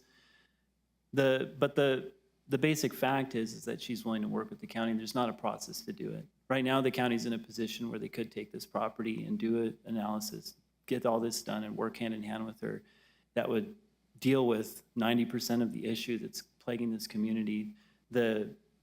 Prior to this flowing through all of the lots that are right now, yeah, this is my letter, so that are coming through, all of that head is built on her property and could be dealt with in a more direct way. As you move west towards the escarpment, there's no room left to catch that water. So it's either there, or it's somewhere in the community, or it's after in the pecan orchards. But all 3 of those locations are impacted. And just this year was one of the times where that lower structure was filled up and overrun. You talking about, when you say lower structure, are you talking about the one that's to the south of the blue line? Yeah, it's right there? down here. There is a containment structure in this farm area. Right. And then what about this other property? If you go down below that, farther back to the right there, this property here, is there any flooding in there? There's tons of flooding, but there is no structure to take it in. In fact, the road acts as kind of a temporary diversion when it's built up, and it always gets broken out. That's one of the things that the county has to rush and repair every time there's a flood in this area. So does the water actually gather in this yellow area? Is that what you're saying? Yeah, there is water that comes through this entire black area in a big way, and it rips through all those homes. But the yellow square, the yellow. That's the area that we did the proposed study on. Detention pond? Mm-hmm. Okay. Yes, and that's where we were recommending putting the detention facilities, those flood structures right there. And David Bolschweiler is the one that analyzed that. He's a very well-respected engineer. He was a teacher at State for years, about 25 years. He taught civil engineering. So it's not that we don't want to work with it. We do these all the time, and we make modification requests. And we do ask our clients to step up to what the code requires because it's the easiest way to get things done. In this case, putting a paved road on Cristo Vista without mitigating the flood control will create a slide for water to move faster. So there has to be some way to deal with that prior to putting in paving. We don't think that with the 5 lots that she's doing, and based on what she's wanting to get out of the property, she's not subdividing this to make money. That's obvious by the way she's subdividing it.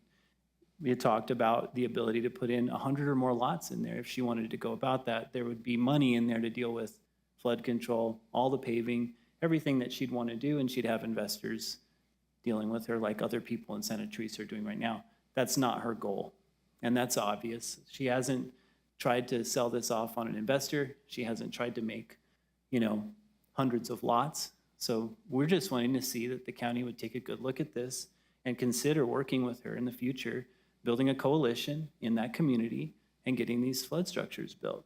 I think it's prudent to have a flood commission look at this. I know Michael, and I know he's a very intelligent man. So But having access to property right now that's private, that could otherwise be the county's, seems prudent. If I saw this correctly, it looks like this is about a mile or a mile and a half north of Pete Domenici. Yes. Yeah. That's right.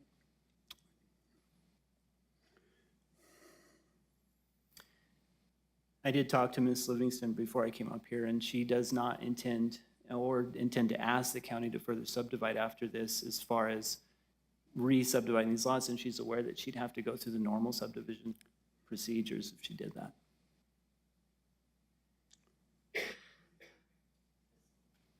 Madam Chair, just a comment, and I really appreciate that there's no intent to further subdivide, but once this property is sold, maybe in the future, we don't know what that intention will be.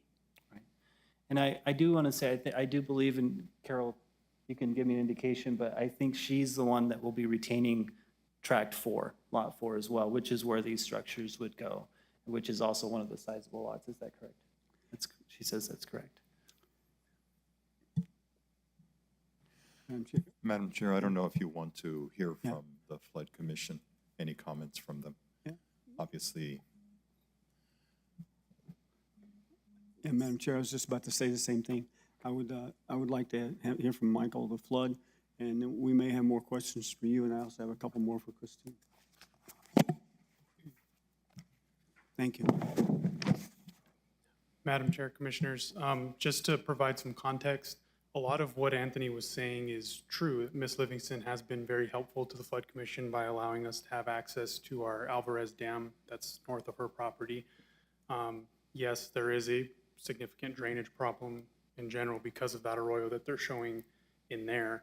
At the end of that black line that you see on the far east side of the picture is a private structure that breached during 2021's monsoon season. So yes, there is a significant drainage problem there, but the nature of what the Flood Commission was involved in was at DRC at the very beginning. And all that was proposed to us originally was a roadway modification. And the supporting documentation at DRC was the typical section of the roadway. That was the only thing that the Flood Commission and the engineering department had to review at the time. And the DRC motion, second, and approval, or I guess denial, was made because there was a lack of supporting documentation. And that's, to my knowledge, what went to P&Z and what was supposed to come to the board today. This photo that you see here, I just was made aware of that photo like last week. Like I said, there is a drainage problem, but there's been no formal submission to the Flood Commission to give an opinion on or to review an engineering design. And that's something that we'd be happy to entertain in the future. But I think it kind of exceeds what the roadway modification portion is talking about today. So it might be something that we can talk about later. But for the roadway modification, I think it's a little premature to discuss the drainage issues and improvements on her property. Madam Chair, and Yes. having heard that, and fellow commissioners, and we're missing 2 commissioners at this point due to emergencies, the time may not be ripe to discuss this because we don't have all the information. We don't have all the information from the Flood Commission, and there may be some negotiation that can, or negotiation attempts that can be made between the appellant, the Flood Commission, and community development that may solve the problem. Madam Chair, Commissioners, I agree 100%. And I think to build something that's going to impact so many people takes a longer time to sort through and an actual design to collaborate with and make sure that it satisfies all the requirements within the Unified Development Code and doesn't get us into a situation where we're having to deal with Dam Safety Bureau, state engineer, that sort of thing. And that'll take some time. So. Thank you. And I have a question for Mr. Gutierrez. Me too. Same question. Mr. Gutierrez, my question is pretty simple. I mean, is there a very hurried timeline that the appellant may need a response without further negotiation and further problem solving from the county? I think what we're doing by presenting this is we would like to move forward, and we would like this to be earmarked, and we would like to make the commitment to do it.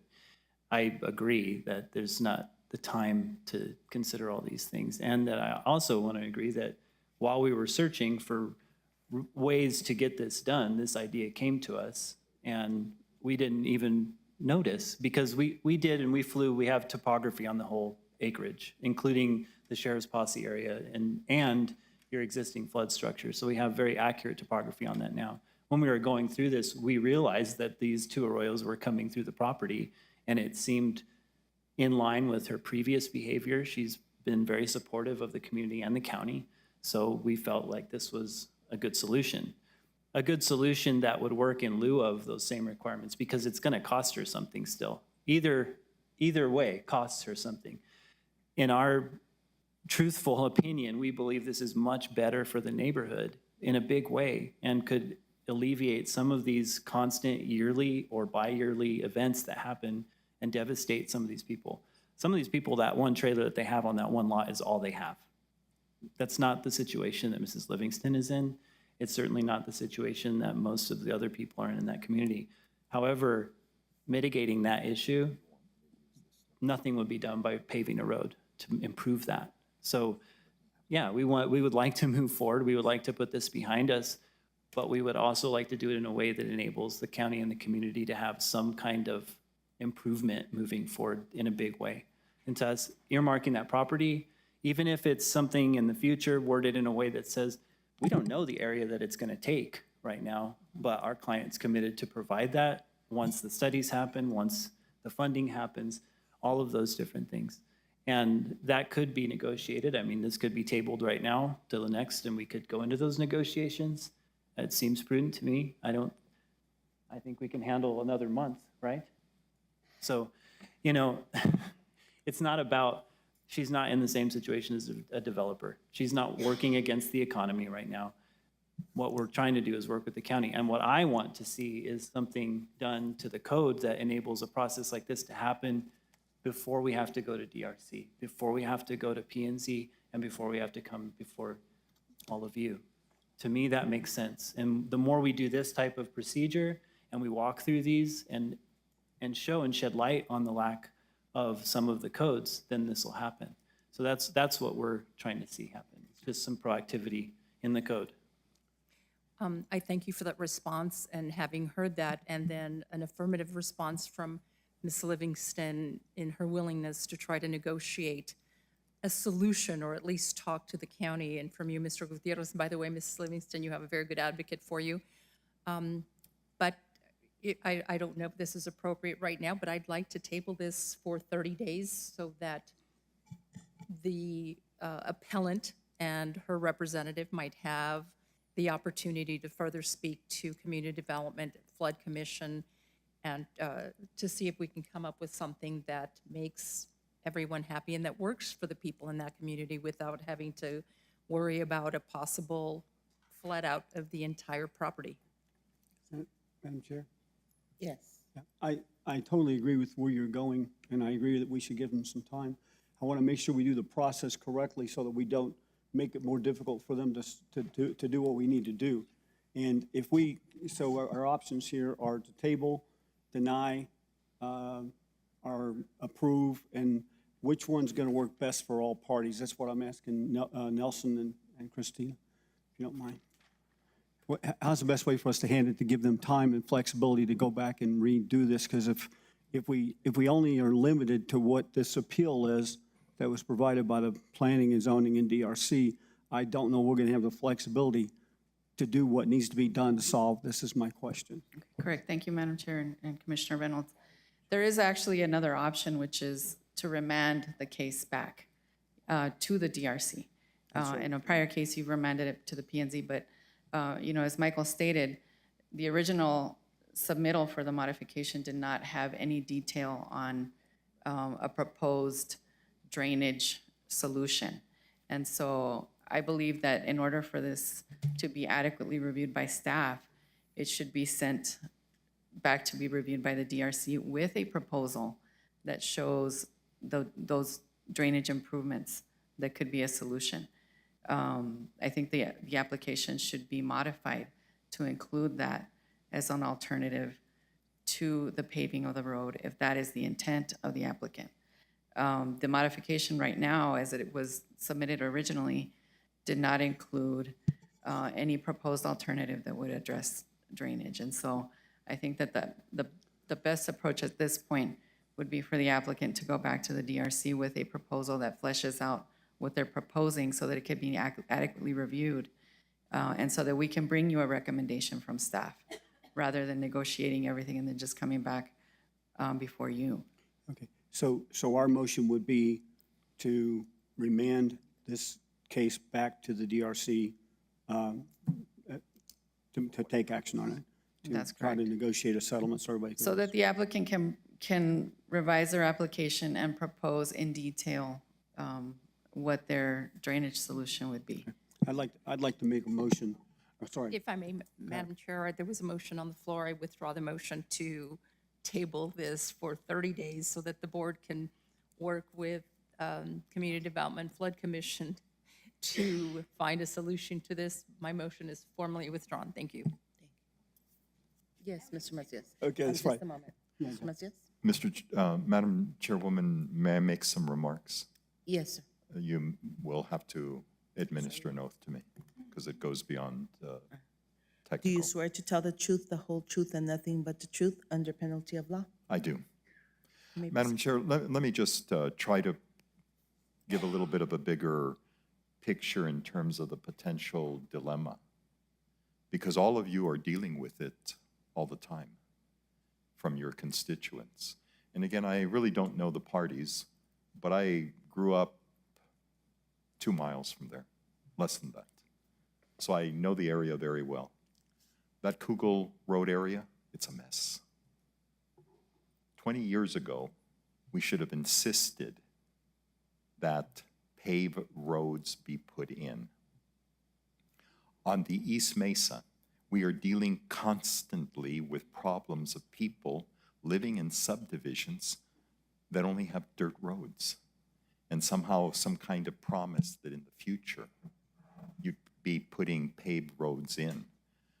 I know what the suggestion is to send it back and negotiate something, but negotiate what?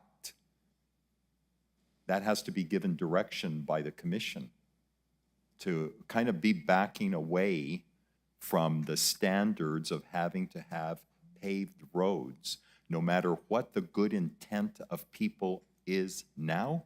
I guarantee you that as that property develops, enhances, people are going to be wondering why this commission didn't hold to the standards of basically making sure that any property that is going to be subdivided has the proper paved access. Because they're constantly coming back and saying, well, the developer said that the county at some time would take on these responsibilities. These ultimately are all private roads. And if they're not developed to the county standards, there's no way to bring them onto the county rolls for maintenance. There's no way. So I know that people come up here with very good intent or good advocates or whatever, but the bottom line is that we hold to a standard, or else we're going to be paying a price for it. The county is going to be paying a price for it.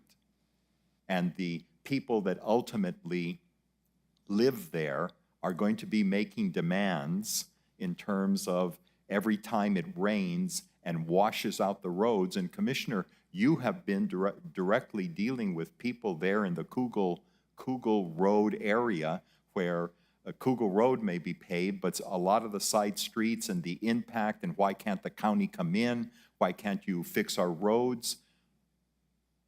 Don't go down that route from this point. We know what has happened all across this county when you don't adhere to the standards that have been put into place. So I know that it may be some relief for you to say, okay, go back, see if you can negotiate something. This is an appeal, and the appeal has a certain request to it. I think it's important that the appellant understand what the expectations are, because if you remand it in the fashion where the motion is being what I anticipate the motion to be, it really isn't a lot of direction for what you're expecting the Planning and Zoning Commission to actually do. They've taken a position. So what are you asking them to do? Deviate from the position? Negotiate something different? But is it their role to negotiate something different? No, there's a proposal before you. I would suggest that you take action on the proposal. Madam Chair? Yes. And thank you, Mr. Macias, for pointing that out. However, I may have misunderstood this, but am I correct in understanding that there has been no input from the Flood Commission regarding, even if we do pave the roads, even if, you know, they're up to standard, if we're not taking into account the direction of the water flow from the arroyo or how that will impact the people that live further down from that paved road without taking into account where the water is running, you know, I just don't think I have a clear idea on that, and maybe I missed it. Fellow commissioners? Madam Chair. Yes. Thank you, Commissioner Chaparro.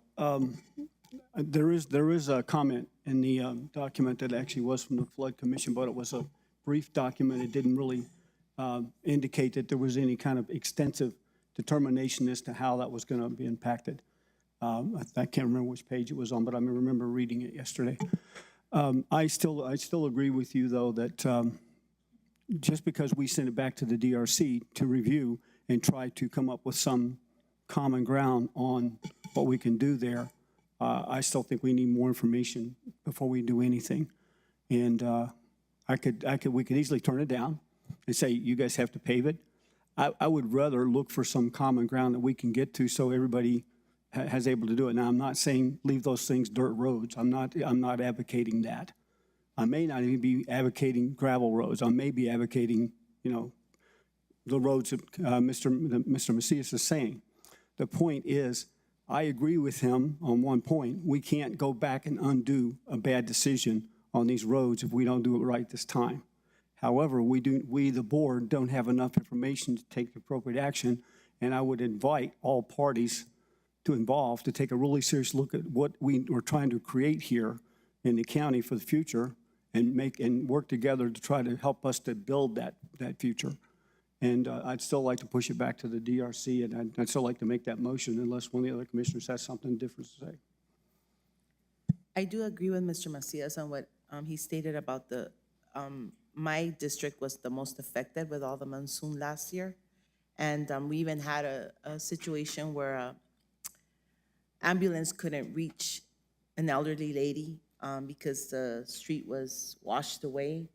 And like he has stated before, you know, private roads are supposed to be maintained by the citizens, and they're not, right? And then they expect the county to, you know, be able to fix those roads when we don't have any jurisdiction on the private roads. And I, you know, if it goes back to the first committee, I mean, that hopefully something gets remedied on having those streets paved, at least for the sake of the residents, because, I mean, a lot of people suffered last year, and they're still coming to the county asking to have the roads paved when we don't have control over the private roads, so. Madam Chair, I have a question for Mr. Gooden. Would it be appropriate at this point to request a closed session discussion on the appeal of a Planning and Zoning Commission decision denying a request to modify road access standards by eliminating paving within the subdivision, and also to the nearest arterial or collector road is required in a T2 zone district for a summary subdivision to create 5 lots? Madam Chair, Commissioner Chaparro, yes, under the Open Meetings Act, you are permitted to go into closed session for the purposes of deliberations on your decision. So you could. So moved. I second. First motion by Commissioner Chaparro, second motion by Commissioner Murillo. May I have a roll call?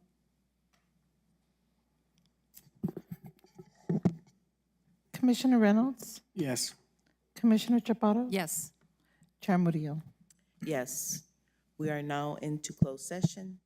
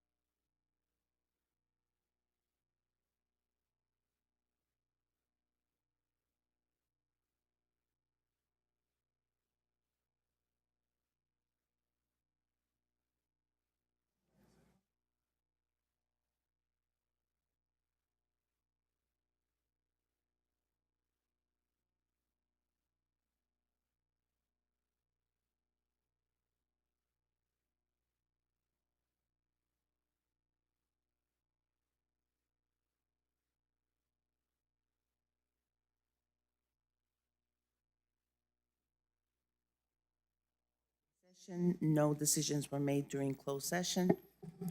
And Madam Chair, to make sure we're following the language of the Open Meetings Act, need to state that nothing was discussed in closed session other than the matters that were in the motion to go into closed session.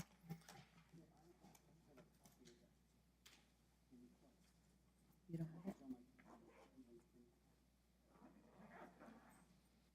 No items, no discussion, right? No items were discussed during closed session?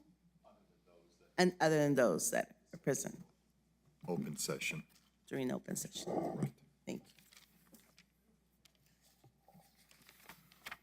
you. Do we have a motion? I have a question. Yes. Mr. Gooden, don't I need to read the request language before I make a motion? As part of the motion, don't I need to read the request? Which request? No, this, he's wanting to. Just a minute, let me get it. I got it right here, never mind, I have it. No, you can just go ahead and I make have your it. motion. I got it. Let me get my document here. I forgot that I had it. Madam Chair, I'd like to make a motion on the appeal of the Planning and Zoning Commission decision denying request to modify road access standards by eliminating paving within the subdivision and also to the nearest arterial or collector road as required in a T2 zoning district for a summary subdivision to create 5 lots. This board, we find that there's insufficient evidence to reverse the decision of the P&Z, and therefore we deny the request.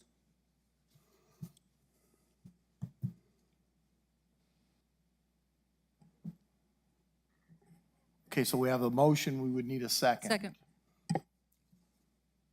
First motion by Commissioner Reynolds, second motion by Commissioner Chaparro. May I have a roll call? Commissioner Reynolds, Yes. Commissioner Chaparro, Yes. Vice Chair Murillo. Yes. Motion passes 3-0 on the appeal of a Planning and Zoning Commission decision denied request to modify road access standards. Madam Chair, Yes. may I clarify? Yes. My motion was to deny the appeal, and we approved the motion to deny the appeal, so the appeal has been denied. Yes. Yeah. Thank you. Item number 17, do we have any correspondence received? Yes, we have Richard Guerra versus Doniana County, Mario Quepeda versus Doniana County, Andrea Menini and Hector Palacios versus Doniana County. Thank you. Meeting is adjourned at